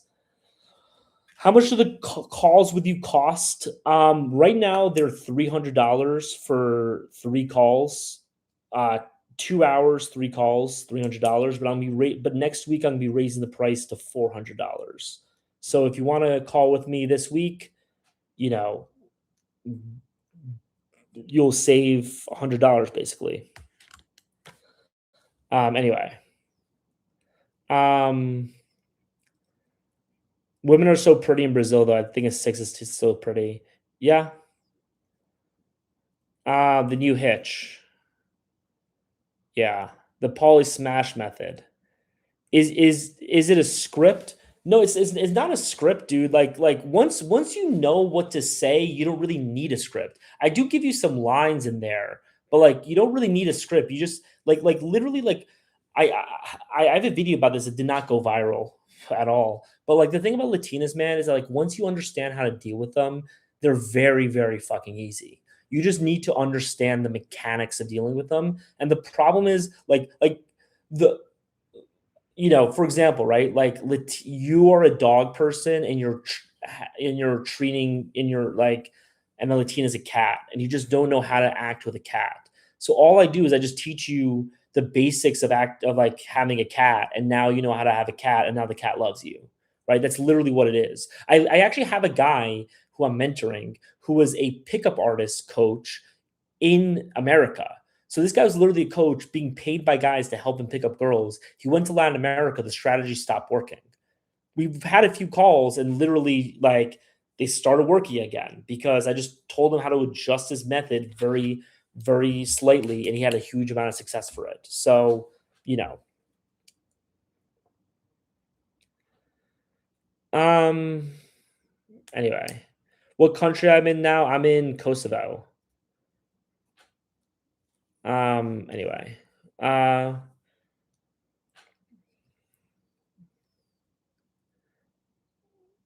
so you talk favorably about Peru as well. Do you put Peru in line with Argentina as far as dating? Peru. So first of all, like one thing that I think is always really important is that you know, so places change a lot, so you always have to like take that with like a grain of, and anything I say with a grain of salt. But yeah, Peru is just like they really love Americans there. It's very easy to you know to date them. You know what I mean? I like Kosovo. I don't like to talk shit about countries when I'm there, but like it's not really my favorite. You know, it's not really my favorite country. Let's just say that. There's nothing wrong with it. There's nothing wrong with the people. There's just not a lot of like things to do in my opinion. So that's my easy. How easy is it to pick up women in Rio? Harder as it's more Americanized or no different to other cities. You're not going to be meeting women in Rio. It's not happening. Like you're not doing it. So, go to Rio if you want to like I love Rio de Janeiro. I think it's one of my favorite cities in the world to visit. I think it's one of the most beautiful cities in the world. If I were to like list the 4 cities I think every person should visit at least once, They are New York, Paris, Rio, and Tokyo. So I love Rio, but you're not getting laid in Rio unless you're paying for it. Um, how did you adapt to the dating scene so quickly in Latin America? I mean, the nice thing about dating Latin America is that first of all, like I'm really kind of like autistic. So,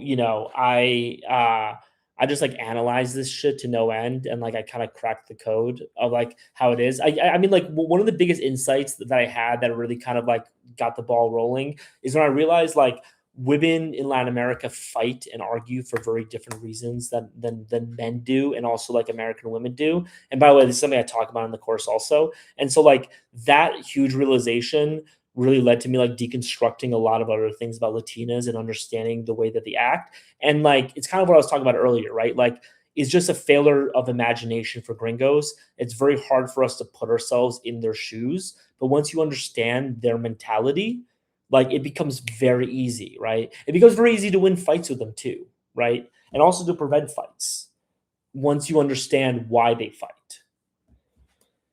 Um,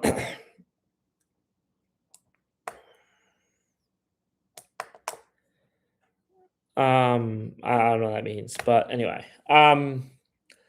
The women so the women in Rio aren't celibate. Like what happens with women in Rio and Medellin and these types of cities is that any girl, like men have been going there to pick up women. I've given this spiel so many fucking times. I can literally just give it like, my eyes closed. But men have been going to Rio and Medellin for decades to pick up women. So you're no longer something new and interesting to them. You're just another like part of the landscape. But the problem is that the men who have been going to pick up women haven't been going to marry women, be good husbands, be pillars of the community. They've gone there to smash and then leave, right? So that leads a bad taste in the mouths of a lot of the locals, right? So women make a decision very early on in their life, do I want to date Americans or not?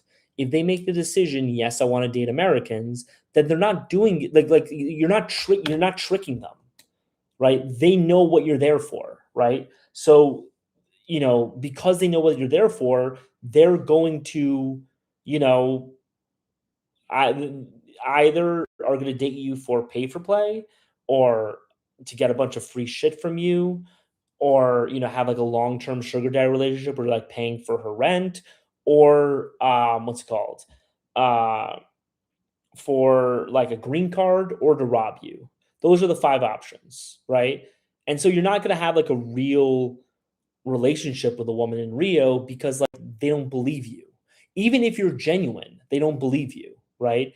Difference, right? In places like Rosario, for instance, men have been there for decades to date women and smash and leave. And so women there, if you're an American, you're like, hey, I really want to go find a Latina wife. I want to settle down. I want to be married, all this type of stuff. The women believe you because they don't have any evidence to the contrary, right? Now, yes, there are a lot of bad guys who go there and like lie to them, but the good guys, like me and a lot of the guys on this chat who want to settle down and get married, they're like, okay, great. This is great. This is great. And you get married and you live happily ever after. Like I have so someone says, what if I moved to Rio? I have a friend who's been living in Rio for 8 months. And like what he tells me, and this is what happens whenever so you have to realize how much bullshit exists on, you know, on social media. You have to realize the bullshit that exists on social media. There's so many guys who post videos of them with girls in Medellin, for instance. They're like, look at all these hot girls I picked up. And it's like, if you actually know what's happening, you know that they're all prostitutes, right? And most of the guys, most of the Americans that you talk to who go to Rio and have like long-term girlfriends, most of those girls are like most of it's a sugar daddy relationship, if we're just being honest. And I have a ton of friends who are in Rio dating women, and they're like, yeah, it's really a sugar daddy relationship, to be honest with you, right? So like again, there's nothing wrong with it. It's just like you're not actually having a real relationship. If so someone asked, like, should a guy rush into marriage now, or does rushing just make you an easy prey for a setup? Like, don't go and just be like, I need to go find a wife today, right? But like, I think that if you're somebody who wants to go get married, you need to start dating with intention now because 100% there's be a ton of dudes that are coming to Latin America as we speak. This is literally like my entire income is coming from this, right? And by the way, if you're a guy who wants to go to Latin America, instead of spending 6, 12 months making a lot of mistakes, wasting money in a lot of places, having a lot of issues, et cetera, et cetera, et cetera, go to the link in my bio, buy the Paulie system, learn from my experiences of getting married, finding a Latina wife, right? And then you can go find your Latina wife that you want to marry right now. Does that make sense? It's all sugar daddy. It's not all sugar daddy, but I don't feel like dealing with like marriage black pillars right now. But like you all judge women on their looks, someone will judge you on your money. I'm not saying that they won't. I mean like here's the thing, right? Like, and I'm gonna feel like a real virgin right now, but it reminds me of like the Obi-Wan Kenobi thing in Star Wars Episode 3. Like only a Sith deals in absolutes, right?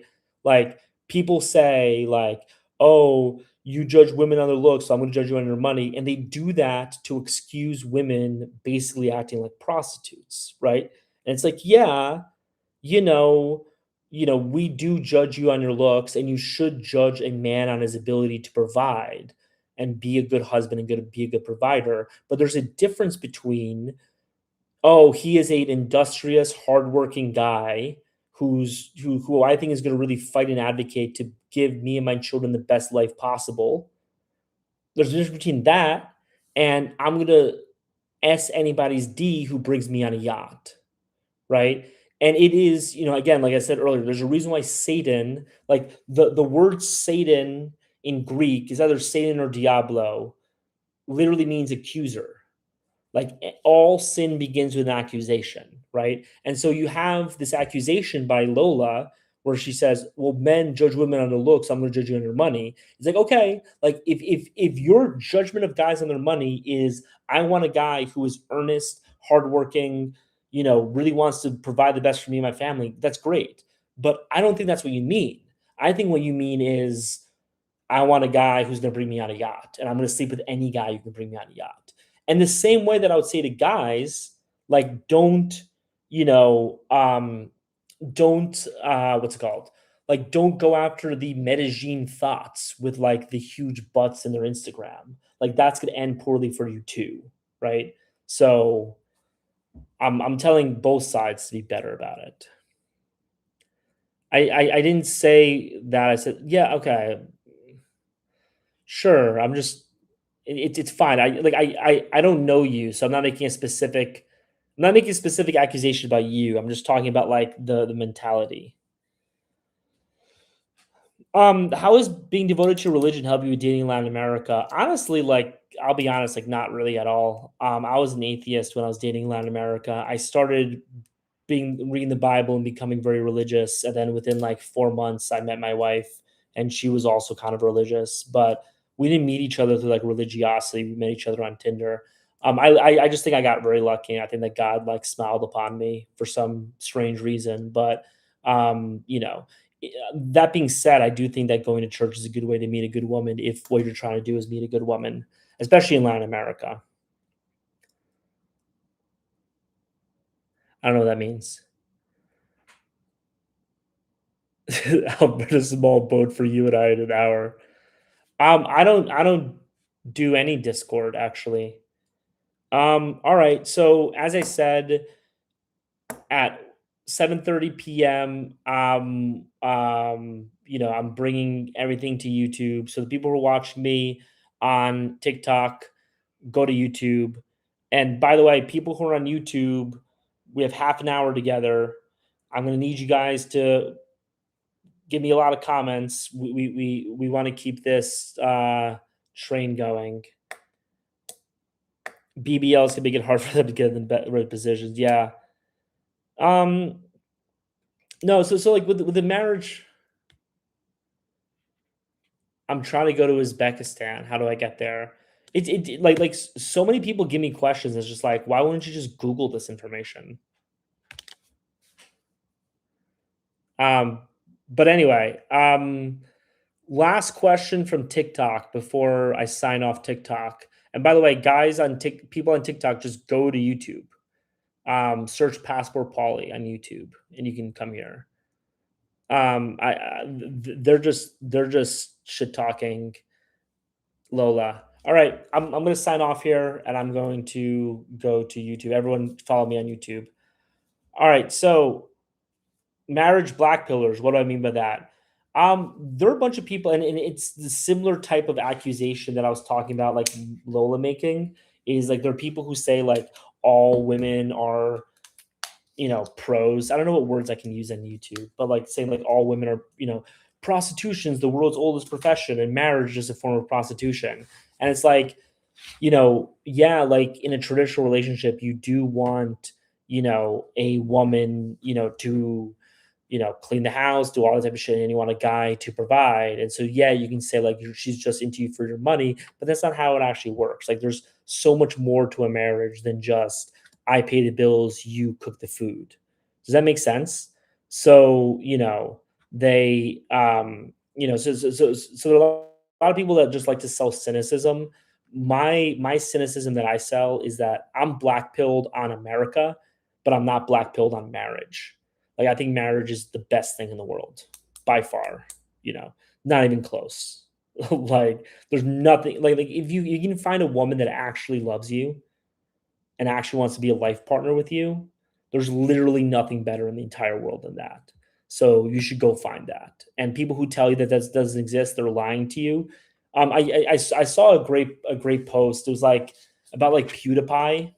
I never watched him, but he's like a streamer, and he like settled down. He got married. He's like living in like Japan, and like comparing PewDiePie to like Dan Bilzerian, and like Daniel Bilzerian I think was like talking shit about him or something, and is like, the difference between PewDiePie and like Dan Bilzerian is that like PewDiePie can sleep with any girl that Dan Bilzerian slept with. You just need to buy a yacht, and like any girl that he's been with, you can sleep with, right? But like Dan Bilzerian can never have what PewDiePie had. Anyway, what do you mean black pilled on America? I'm from the USA. I'm from the USA also, as you can tell from my accent. I'm an American, but I think America right now is incredibly cooked. And so I think that people in America should go abroad and like meet women in other countries specifically, but also like live in other countries, man. America's turned into a real fucking shithole. Like I had a video about this the other day. It's just like people talk so much shit to me. They're like, I don't want to move to Latin America because I don't want to live in a third world country. I'm like, bro, you live in Los Angeles. Los Angeles is a third world country. What the fuck are you talking about? Los Angeles sucks. You know what I mean? And people will be like, well, Los Angeles is nice. You just have to, you just have to live in the nice areas, right? It's like, okay, but like if you went to Senegal, there are nice areas in Senegal that are safe and clean and beautiful, right? People think that third world countries don't have nice areas. That's not true. What makes a third world country is the fact that you have to be obscenely rich in order to get these basic amenities. You know what I mean? Um,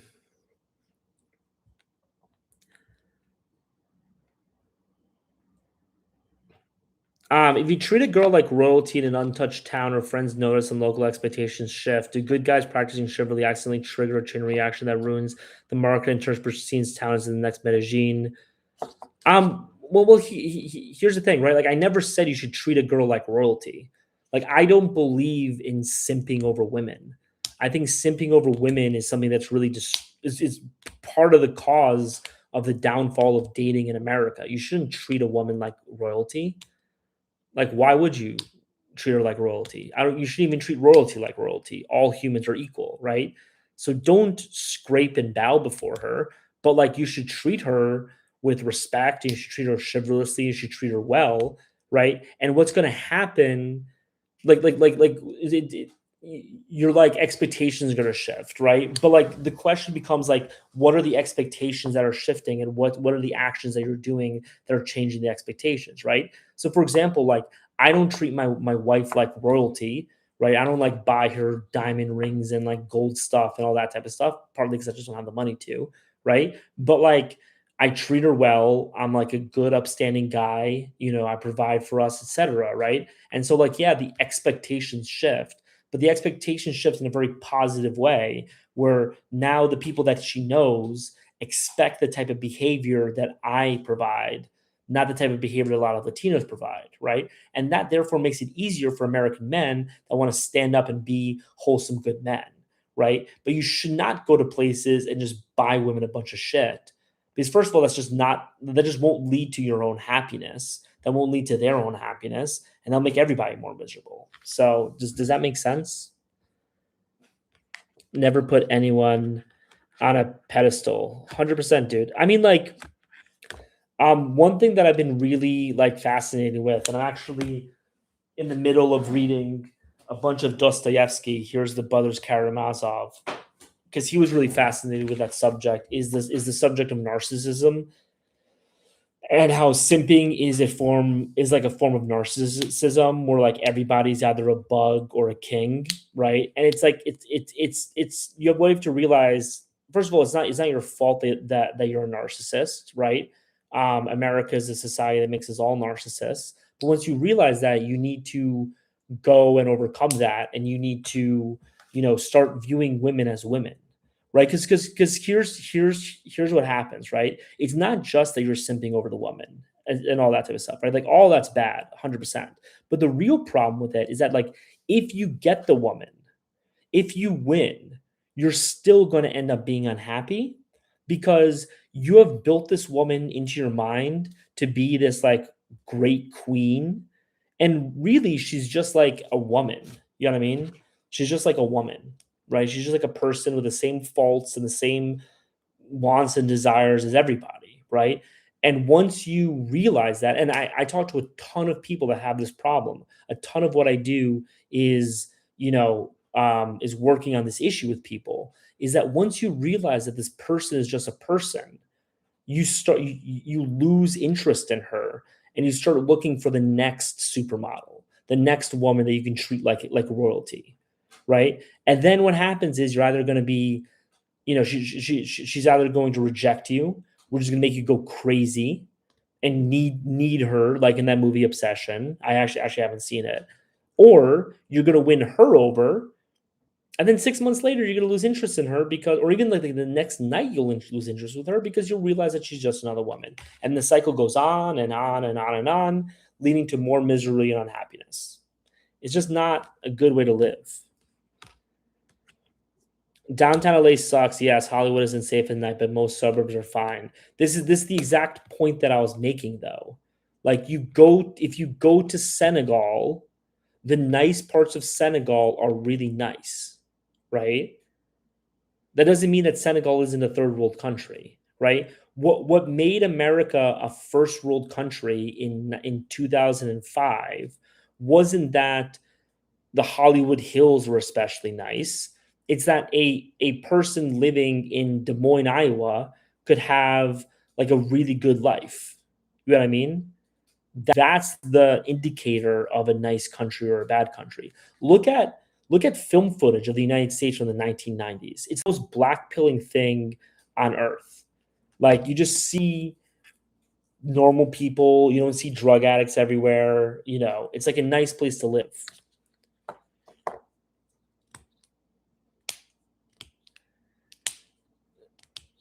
How do local men react when priced out by a gringo? Again, you shouldn't be pricing people out. Like you really shouldn't be like that. That's not what you should be doing. You shouldn't be leading with your wallet.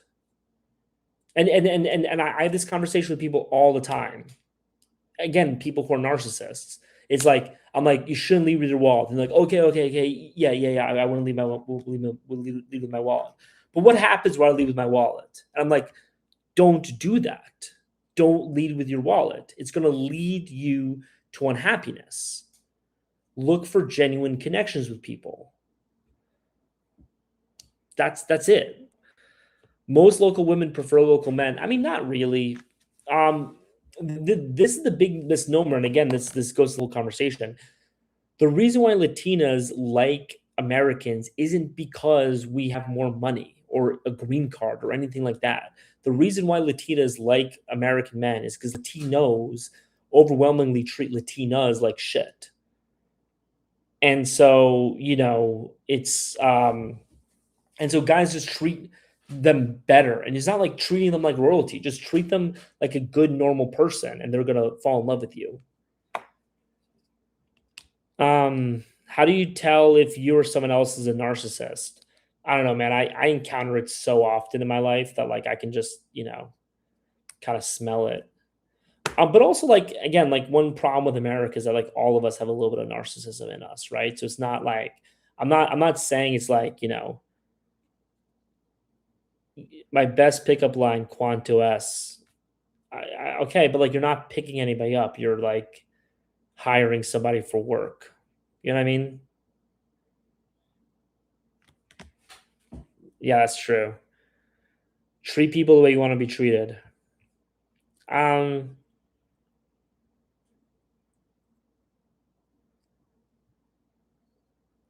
have I ever read Schopenhauer? Yes.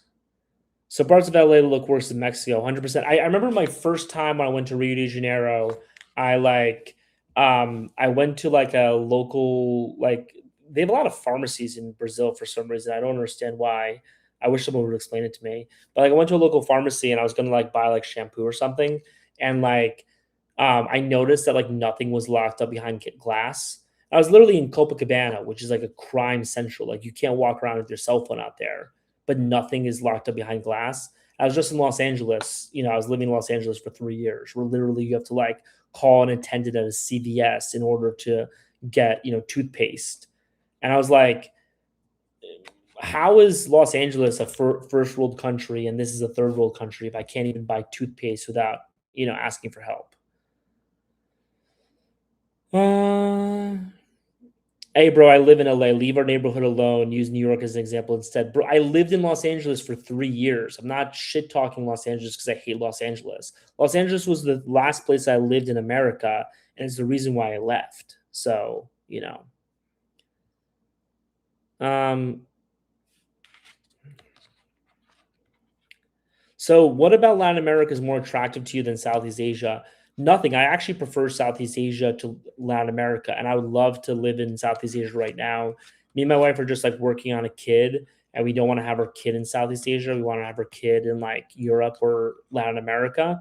But once we pop out all of our children, I want to live in Southeast Asia because Southeast Asia, East Asia, and Southeast Asia are the best places on planet Earth by far. They tend to prefer people from the same culture. Yeah, but I mean, I talked about this like earlier, right? The reason why they prefer people from their own culture is because you're in you're in places that are oversaturated by gringos, and so many women have been burned by gringos that they just choose not to date gringos. But like if you are in a place that's not oversaturated with gringos, like Argentina or Peru or whatever, like you'll be fine.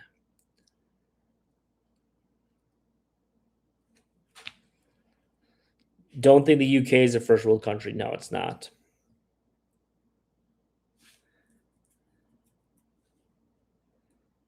Um,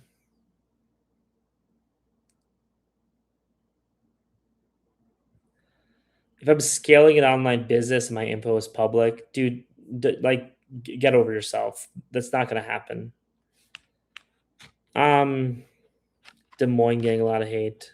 Am I hating on Des Moines? So if you want to, so I tell people all the time because people reach out to me about consultations. And by the way, so we're doing this live is for another 20 minutes. If you guys want, I can do it for another half an hour. I'm gonna just have but like I need to sell some Paulie systems. I need to sell some courses. So if two people buy the course, I'll do this for another half an hour. I just need two people to buy the course, and I'll do this for another half an hour. So, just letting you guys know, if you want me to, I'll do this another for half an hour, but I just need at least two people to buy the course for me to do so. Am I gonna have an anchor baby? I'm not gonna have an anchor baby abroad. What do you even mean? I'm a European citizen, man. Um, yeah, okay. What countries, cities stick out to you? Like one of my favorite cities is actually Kuala Lumpur. I think Kuala Lumpur doesn't really get a lot of love. It's so insanely cheap. So I typically do this thing when I land in a new country where like I'll spend money the first like 2 or 3 days without really checking how much I'm spending. And then like I'll look at my bank and I'll kind of guess how much money I have in there. And depending on like, how much money is there, like I'll be like, oh, okay, like this place is either cheap or expensive. Like I went like when I was in Kuala Lumpur, like I had like $400 more than I thought I did because we were spending money like crazy and like we barely spent anything. It's incredibly cheap, incredibly safe, incredibly nice. It's a beautiful, beautiful, beautiful country. I really want to go back to Malaysia. I thought you said you were an American. I have dual citizenship, bro. Opinion on Miami women. Miami's literally the worst place to go meet women. Do not go to Miami. Like Miami, Medellin, and Rio de Janeiro are the and Buenos Aires are the three worst cities in the world to go meet women. So, um, yeah, a lot of the Colombian men cheat. I mean, it's not even the cheating. The cheating is part of it. It's just the fact that like they don't feel this type of familial responsibility to their family, and they are just like you know, there's like an abandonment. You know what I mean? So that's like the biggest issue. It's not even just the cheating, although the cheating is part of it. What country are you from? Them? I'm from America. I have two passports. I have two passports. Yeah, America's a lot more narcissistic than Latin America, but I mean like it's literally just uh like American culture. As I was talking about earlier, right? Like it's insane when you look at like the difference in media between, you know, between like the 1980 even the 19 like the 1970s and 1980s, just this incredible shift of just like the only thing that's important is making money, and it's just like, you know, um it's just insane, and like that kind of led to a lot of narcissism. Oh, what European country? I'm from Poland. By the way, so for people who want to get the Paulie system, this is the link to the Paulie system. So, as I said, I'm happy to do this for another half an hour, but you know, the reason why I'm doing this is to sell courses. You know, that's kind of the game that we play. I haven't sold any courses on this live. Up until now, I've been selling a bunch, but today we haven't sold any. So I want to at least sell one course per live. That's going to justify doing these lives for me. So, you know, go if somebody wants to buy the course and justify this 2 hours I spent. Is Poland as cheap to live as Thailand? No. Poland is one of the most expensive countries in Europe now. I actually think it has a really bad value for dollar, to the point where like I would honestly much rather spend a month in Paris than I spend a month in Poland. No question. Like the Airbnbs are slightly more expensive in Paris, but the value that you get, and also like Paris is actually cheaper. Like going out to eat in Paris, I think is cheaper than in Poland. If the US was like it was in the 90s today, do you think it would ever consider this lifestyle? Probably not, to be honest. But I mean, I've always had like a travel bug, but it's just like I would have considered it. I just wouldn't have taken the leap. Does that make sense? Poland is that expensive? Yeah, Poland is very expensive nowadays. I mean, it's still not expensive as America, right? But like you go to a restaurant, you're paying like 10, $15 for lunch, easy, right? So, in my book, that's expensive. Like I'd much rather pay 10, $15 for lunch in Paris than pay 10, $15 for lunch in Poland. Yeah, so this is something that I talk about a lot. It takes a long time for, for like what's it called? For the popular conceptions of places to catch up with what's really going on. So people like the reputation of most places is typically 3 to 5 years behind the actual like truth on the ground. And so most people when they're going to Poland expect it to be the Poland of 5 years ago. And the Poland of 5 years ago was very cheap. The Poland of 3 years ago was very cheap. I was there visiting my grandma when I was 3 years ago. It was very cheap. I spent like $900 for a very good Airbnb near the center of town, all that type of stuff. But nowadays, no, it's not. It's not cheap at all. How do you tell if a girl is actually traditional or if she's just using traditional compliance as a tactical survival mechanism until she locks down financial security with you? It's very difficult to do that. And by the way, I have like an hour and a half on how you do that in the Paulie system. So what you should do if you really want to get that, like if you're actually planning on dating abroad in Latin America, you should go get the Paulie system and you should learn how to do that.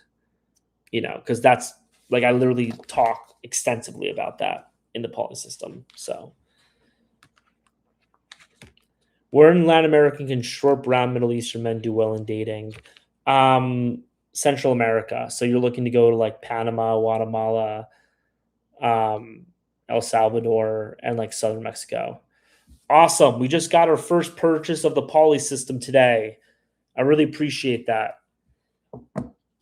One more purchase and we'll do half an hour extra. So if anybody on here is thinking, should I buy the Paulie system?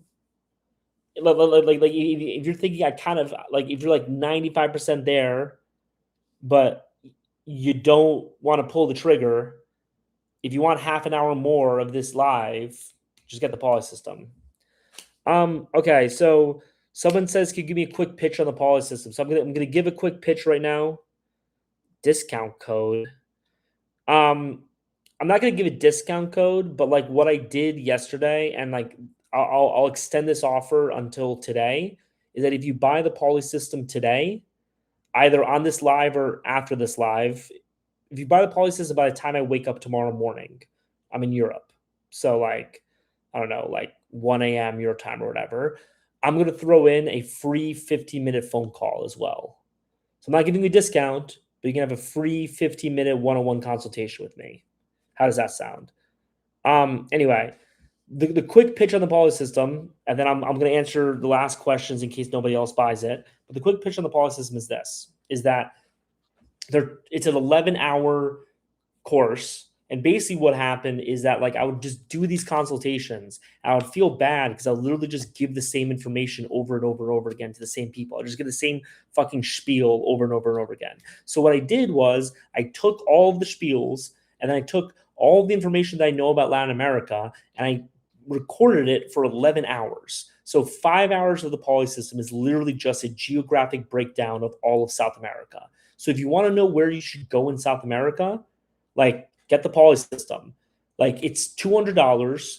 Yeah, that's kind of expensive, right? But if you're going to be paying $1,000 for plane tickets, $1,000 a month in Airbnbs, if you're paying all of these thousands of dollars on dates and all this other stuff, right? It behooves you to go to a place that you can actually meet and be successful with women. The last thing you want to do is pay all that money, go to a city where you're not going to get success with women, which by the way are typically more expensive, right? And you just basically wasted a month not meeting anybody, not having any relationships, and you basically just do pay for play, right? So if you're actually going abroad to meet women, you're going to save multiples of the $200, right? But then two, the other side of this coin is the actual Paulie system of the Paulie system is a breakdown on how to date in Latin America, right? And the thing is, dating in Latin America is different than dating in America because they have, different cultural expectations, right? So what happens is a lot of guys go to Latin America, their phones are flooded with matches and they're so excited. And then they never get the nines and tens to go out with them. They're just going out with the sixes and sevens and some eights. And the reason is because you are not talking to women in Latin America correctly, right?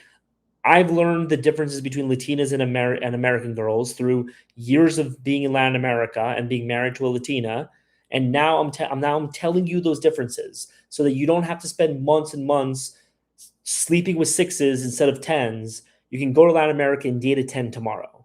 So that's the pitch on the Paulie system. And on top of that, I'm going to give you a free 15-minute phone call as well. I just scheduled my phone calls for tomorrow. Anyway, so we just need one more purchase in the next 5 minutes, and I'm going to, extend this for an extra half an hour. Awesome. So, do average Latino men do well in Poland? Yeah. If you're a Latino, you'll do well in Poland. Like what you need to do when you're thinking about where to date is go to places that don't have a lot of you. This is why I always tell Americans to go to places where not a lot of other Americans are, right? Because you'll be interesting for being American. If you're Latino, go to some places where there are not a lot of Latinos. And so any girl there that's interested in Latino, you're the only fucking option, right? So, the course isn't even expensive. You're spending thousands aimlessly traveling around Latin America. I did not pay him to say that, by the way. That's just, yo, thanks, dude. Awesome. So if he buys in the next 5 minutes, we're expanding this by half an hour. What if I want sixes? I actually think that like sixes are great women to date, but like the point that I'm making is you shouldn't date sixes because you can't get tens. You should get the best six that you want, right? You should be able to get the ideal woman for you. I actually don't think that the common conception of tens are girls that you really want to date. I've dated a ton of those women, and let me tell you, like after actually being with them, they're not actual good people to date. What you realize is you're just dating them so that you can brag to your friends about the girls that you're pulling. You're dating these girls so you can take your Instagram, send it to your buddies, and your buddies can be like, "Yo, man, that's awesome," right? And so, and what happens, and I made this point the other day, is that like it doesn't matter who you're dating. After a while, your friends are not going to be impressed by her anymore. So you should find a girl that's attractive to you. I actually literally had a client who went through this exact same situation, and he was like, all of my friends were really, impressed by this girl, and then they stopped being impressed. I'm like, that's what happens. Awesome. We got the extra sale, an extra half an hour. Thanks, guys, for buying the Paulie system. So the two guys that bought the Paulie system, I'm going to send you an email tomorrow to schedule the time. What I've told people is this. I'm going to send you an email. I'm going to send you a follow-up email. If you don't respond to those, like I'm only going to chase you so much. But if you don't get an email from me, feel free to shoot me a message on Instagram and be like, hey, man, I bought the system. Your email must have gone to spam, whatever, right? Like if you reach out to me, I'm not going to say no. I'm obviously going to ask for like a receipt, right? But like I'm not going to say no. But like I'm only going to send you 2 emails because, anyway. Use the tens as social proof to nab the 6 and 7. Then she knows you're capable of better and feels like she won. 100%, dude. And that's a lot of psychology with women too. But that's expert level. That's some sauce, yeah. I pulled a 6.5 one time in the USA, and I felt like a god. Yeah, I mean, the problem. So there's a joke in San Francisco. I lived in San Francisco for 4 years. We refer to like the women as the 69ers. People know like no the 49ers. Like the football team in San Francisco is the San Francisco 49ers. And we refer to women, they're like 4s who think that they're 9s. And this was back in 2018 when I was there. Like I can't imagine how fucking terrible it is right now dating in San Francisco. Oh my God. Do you have a dating in Europe system? No, I don't. Sorry. And then like the reason for it is because like I am an expert in Latinas. I have like a niche. And so if you're coming to my lives to learn about Europe, I'm happy to have you here. I'll answer questions about Europe. I know a lot about Europe. I've spent years in Europe. I'm in Europe right now, but like I'm not like I think in life you have to know your niche, you have to know your specialty. You shouldn't like here's the thing, right? Like the reason why I feel confident charging you guys $200 for the Paulie system is like I know that this is going to save you hundreds of dollars, and I feel very confident in it. I would not feel the same way about a European system, so I don't want to make it.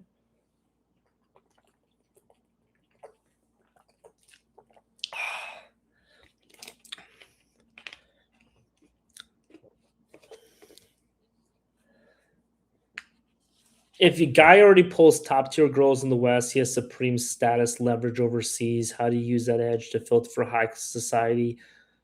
Old money girls instead of working class girls.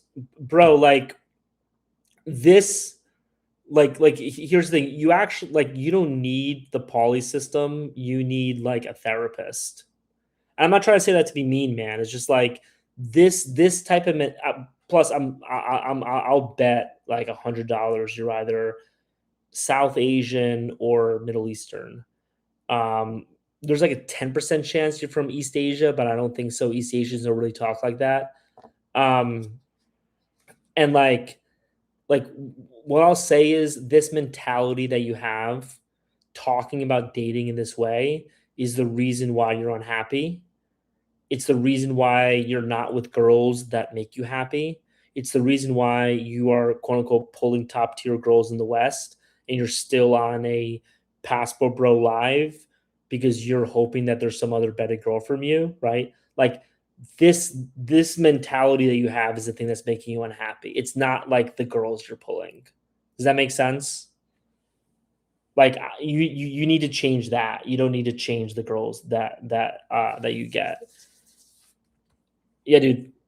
Talk soon. I'm in Kosovo right now. I'm in Kosovo, Europe. In Pristina is the capital of Kosovo. Any advice for Europe? Um, yeah, I mean, my biggest Europe tip is Albania.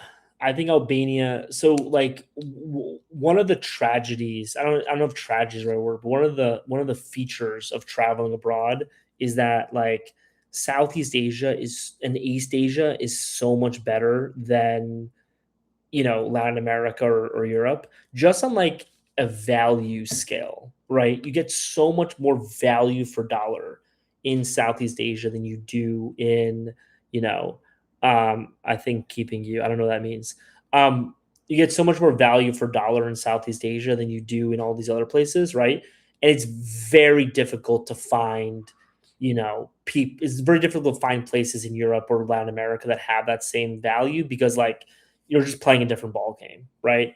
It's like finding a Chinese person that's good at basketball. You know what I mean? It's like or a Chinese person that can play in the NBA.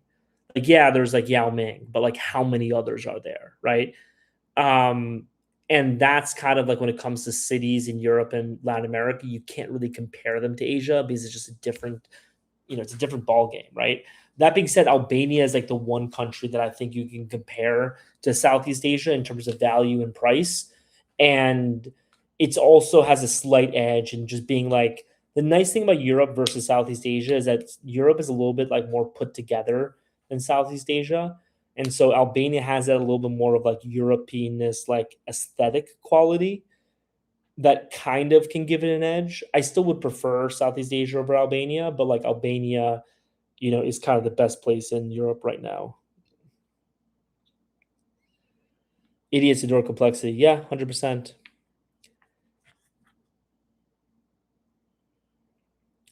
Is there any point in trying to date or marry if I don't have an online income yet? I'm working on something right now, but it's taking me a lot of time and I'm only 22. Yeah, dude. I mean, here's the thing. Don't like your number one step needs to be getting an online income. That's number one step. I literally I will I get a lot of people who reach out to me for consultations, and my first question with everybody is, do you have an online remote income? And if the answer is no, then there's not really anything I can help you with because you need to do that first. Now you can travel overseas and like for like a week or two, but you're not going to find a relationship, you know, on like a week or two or a month long trip abroad, right? So what you need to do is you need to get that online income first. And I mean, this isn't, really my specialty, but like what I recommend doing is, and this is like what Alex Hormozy recommends too. Like this is like, so a lot of guys much smarter than me recommend doing this is get a skill, develop that skill, give that skill away for free, right? It can be anything like website design, lead generation, whatever. Give that skill away for free to people, right? Then get them to then like you have shit that you can point to, you have successes that you can point to. Get a couple paying customers that pay you very little money, and then now you have customers, and then just keep on charging more and more money. That's how you get an online income. That's like the basics of it. And it's like just choose whatever your skill is. One thing is also is like the less sexy the skill is, the better it is to make money. Like money is made in the least sexy things possible. It's not made in like the sexy things. Like I can tell you, I'm a content creator, right? Which is like the sexiest industry to be in, right? I've been doing this for a year, and like I have 200,000 followers. I have had probably like 20 videos that I've had over a million views. I've been, I've been in national newspapers. Like I'm not stroking my ego here, but I'm pretty successful at what I do, right? Relatively speaking, right? I have only really made a good income from content creation for the past 3 months. Is like the only time I've really made like a okay, now our head is above water, right? The first 8 months of content creation, I had a full-time job. And then the first like 4 or 5 months of quitting my job, there was some tumultuous shit that happened, but like, it wasn't pretty, right? It's literally just been July, June, July, and August that we've made like good money. So, don't go. And again, like, I mean, like, again, I don't mean to, like suck my own dick, suck my own D here, but like, I'm very successful at content creation, relatively speaking. It's hard to make money. Very unsexy things like building websites for dentists in Montana, that's how you make money. Anyway, sorry, I just went on a rant about that, but awesome. Any other questions? As I said, like I'm gonna do this for an extra half an hour, but like if we literally just don't have questions and don't have content, then like I will dip out early. But what do I think of Uruguay? I don't think that Uruguay is a good place to go to because Uruguay is basically just like a suburb of Buenos Aires, and Buenos Aires is one of the worst places on planet Earth to go to. So like I personally would not go to Uruguay, but like if you you know like there could be value, but someone said like is Cordoba worth it? I think that Cordoba, Argentina is like the one of the best places to meet, to be a digital nomad and to go abroad right now. Um What's the income threshold at which a digital nomad lifestyle you speak about becomes realistic? Honestly, like in Latin America, you should try to get like 5K a month, 4 to 5K a month. In Southeast Asia, you're fine on like $3,000 to $4,000 a month. Oh wow, we just got a whole bunch of good questions. So I have no problem going until 2:30. My wife will kill me for this, but I'm just greedy right now. If we get another two course buys, I'll go until 3 a.m. or like 9 p.m. your guys' time. But I don't even like really want you guys to buy the course at this time because I do kind of want to. I actually want to read some Dostoevsky and then go to sleep. But if we get two more course buys, I'll power through. Anyway, so yeah, so Latin America, you're looking at $4 or $5,000 a month. Southeast Asia, you're fine on $3,000 a month. If a guy isn't deeply religious but wants to marry a girl from a highly devout Catholic or Orthodox family, how do you handle that gap without faking your beliefs just to be accepted? That's a very good question. So here's kind of how I thought about it. So when I first landed in Rio de Janeiro, like I was still an atheist, right? And one of my friends from America, who was Brazilian, she was like, "You realize that girls in Brazil are very religious. You're probably going to have to start going to church." And I was like, "I'm not. I'm never going to go to church." And then like one thing that like I got hit by this realization once I started hanging out in more religious places that like American secular progressivism is its own religion, right? And so like you know your question becomes right like so and I don't want to get into too much of a theological road down here. I try not to push my religion too much. I just post, go to church on Sundays, and sometimes some Bible quotes. But like the way that because you're asking, the way that I kind of think about it, right, is that like people, when it comes to religion, people get way too hung up on like the ontological claims. Like, was the universe created in 7 days? Like, obviously it wasn't, right? Like we all know that, right? Did Noah have an ark with like two of every animal? No, that was a metaphor, right? So like I think all that's stupid, right? More profoundly, what religion is a guidebook on how to live a happy life, right? Like that's really what it is. How to structure yourself, your family, and your society for maximum happiness and survival. That's really what religion is in the long term, right? Or like in the big picture, right? And so, like, what you have to kind of do is just kind of, like, in order to make it easy for yourself, is first realize that, right? And then second of all, like, come to grips with the fact where you're like, I'm leaving a secular progressive society to go date and marry a woman who's Orthodox or Christian.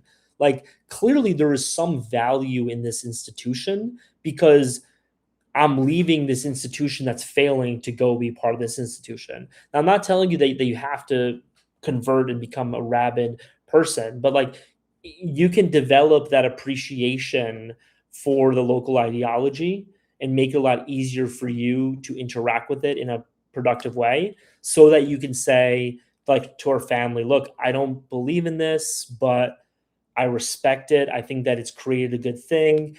I've just been, brainwashed by America, and it's hard for me to do this. But I love your culture, and I'm happy to be a part of it. Right? Like once you kind of realize that like the point of religion isn't to tell you a story about how the universe was created, it's to tell you a story about how to live your life in a good way. It becomes a lot easier for to bridge that gap. And honestly, I think that what will happen is eventually you'll just start kind of believing it. And that's literally what happened to me. I was a nihilist for most of my life. And then I literally just looked at myself. I was like, I was a nihilist, I was an atheist, I was deeply unhappy. Now I'm a Christian, I'm very happy. Like, okay, maybe there wasn't a guy named Noah who built an ark, but reading the Bible every day is maybe a much happier person. And so I'm just going to keep on doing that. Again, I don't want to like shove religion down people's throats. I just kind of like to pepper it in a little bit. But the guy asked me a question, so I'm answering it. Is Bolivia the new Paraguay? Yes. I think Bolivia is the new Paraguay. I think that if you if you go to Asuncion and you feel like this place is cooked, it's like flooded with Americans, then you should go to Santa Cruz, Bolivia. I actually didn't like, I actually didn't really like Santa Cruz, Bolivia when I went there, but um, I've changed my opinion on it retrospectively. Parts of Mexico that are most traditional, the most traditional parts of Mexico are in the south. So you're looking at like Oaxaca and areas around there. Obviously, don't go to like Tulum or Cancun, right? But like Oaxaca, Guadalajara is a little bit more of like an international city, but like Puebla a little bit, Tampico are good places. Another place that you can go to is just Monterrey, but like Monterrey has a lot of gringos starting to go there. And personally, like if I was a passport, if I was just starting out as a passport bro looking to meet Mexican women, I would go to Mazatlan in Mexico. One of my favorite countries in Southeast Asia, I, you know, there's no real interesting, it's not really interesting, my answer to this, but like Vietnam, Malaysia, and Cambodia, I think are my three favorite countries. I was talking about this yesterday. Cambodia is a little bit too rock and roll for some people. Cambodia's a little grimy. It's kind of like a pool hall, like a biker bar. But if you like that type of stuff, it's a great place to go to. Church LARP. What makes Buenos Aires so bad? I visited tours for a week. Well, first of all, like when did you visit Buenos Aires? If you visited like 10 years ago, that was probably really nice. Buenos Aires has gotten incredibly expensive to the point where it's basically New York prices. Also, like the women in Buenos Aires are incredibly progressive and incredibly liberal. So like is basically like dating in New York City. No love for the Philippines. Yeah, I don't really like the Philippines, man. The Philippines are a little bit too grimy for me. Um, I mean, I don't really want to go into like a theological discussion unless people like really want to. But like, I mean, like, first of all, like, I was talking a little bit earlier, and by the way, if people want me to change the discussion, just ask me a question that's not related to this, and I'll answer it. Um, but like, it's like I don't understand why people need to have a man-made religion to have basic respect for people. Well, the proof that people need a man-made the proof that people need a religion in order to have respect for people is the fact that you look at societies that don't have that religion, and specifically Christianity, and they don't have basic respect for other people. You look at, like, the reason why India is such a shithole is because it's Hindu. Like, I'm sorry, it just is. Like, that's why. Because Hinduism is a religion about might makes right. You look at, other countries, other religions. I don't want to go to the whole thing, right? But it's a similar type of dynamic, right? The reason why America and okay, can everyone hear me?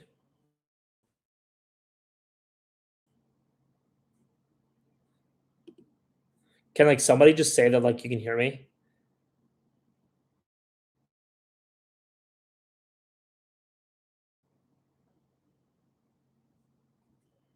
Okay. Yeah, I'm sorry about that, guys. I'm going to in like a month, I'm gonna be in Greece. And I'm gonna buy Starlink. So you guys are just gonna have to put up with this for the next month of my internet just kind of sucking. But I promise you, in a month, I'm gonna buy. I'm in a place where they don't sell Starlink, so I can't get Starlink. But in a month, I'm gonna get Starlink, and we're gonna be all good. Anyway, sorry.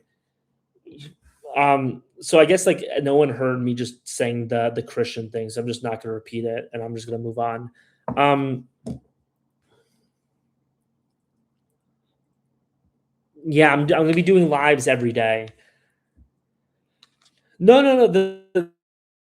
The internet's not bad. It's just like it takes a lot to, do a live stream for, for 2.5 hours. Like that takes like a load on the Wi-Fi. You know what I mean? So anyway, like, for people who are asking, yes, I am going to be doing lives every day. As long as people keep on buying courses and people keep on signing up for consultations, I'm going to be doing lives like every single day. So, you know. Anyway, do you ever hit a wall of cultural exhaustion? Not really. Like I think this is kind of like this is kind of an important point, I think, which is that, like, I think that in America we kind of like we don't really realize, like we've kind of redefined marriage and relationships to be something that they're not really supposed to be, right? Like, we've kind of redefined like a relationship to be someone who's supposed to be like your best friend. And like, my wife is my best friend, sure, but like, she's not like my buddy. You know what I mean? And like, you need to realize that you have different people in your life for different reasons, right? And like, I like the fact that my wife, I'm not talking to her about Sartre or Nietzsche or whatever. Like, I talk to her about like ponies and like, I mean, I don't talk to her about ponies, but you know what I mean, right? Like I spend my life in like the cultural mires of the internet, and like the thing that I love about her is I can just turn my brain off, right? So like, I think that, like, when you're looking for a wife, don't look for a person who's just like, oh, this is like this is like marrying my best friend Mike, but just as a woman. It's like that's not going to work, right? What you're looking for is, a person who adds something to your life that you haven't had before.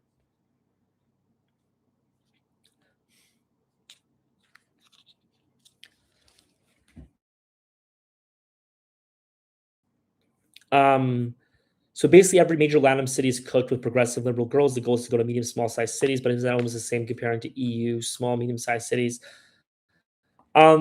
Honestly, man, like, I'm sorry. I'm like kind of running on my last steams right now. I don't really have the mental bandwidth to really answer that question, but I'm gonna try my best. No, because there's an overall culture in America and Europe that pushes promiscuity and the breakdown and destruction of marriages. And so even women who are living in like small towns in the United States are still susceptible to that culture, and they still have, those problems, right? So what I would say is that, like, you need to go to places that don't have those types of issues. And like, because the big issue is like, you literally have an entire culture that is working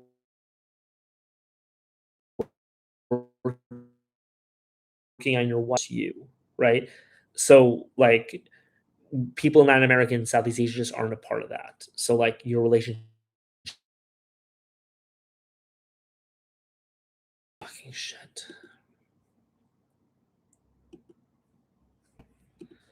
I'm back. I need to get Starlink. Honestly, like I might just. I'm at a point right now where I just take a plane to Greece just so I can buy this Starlink.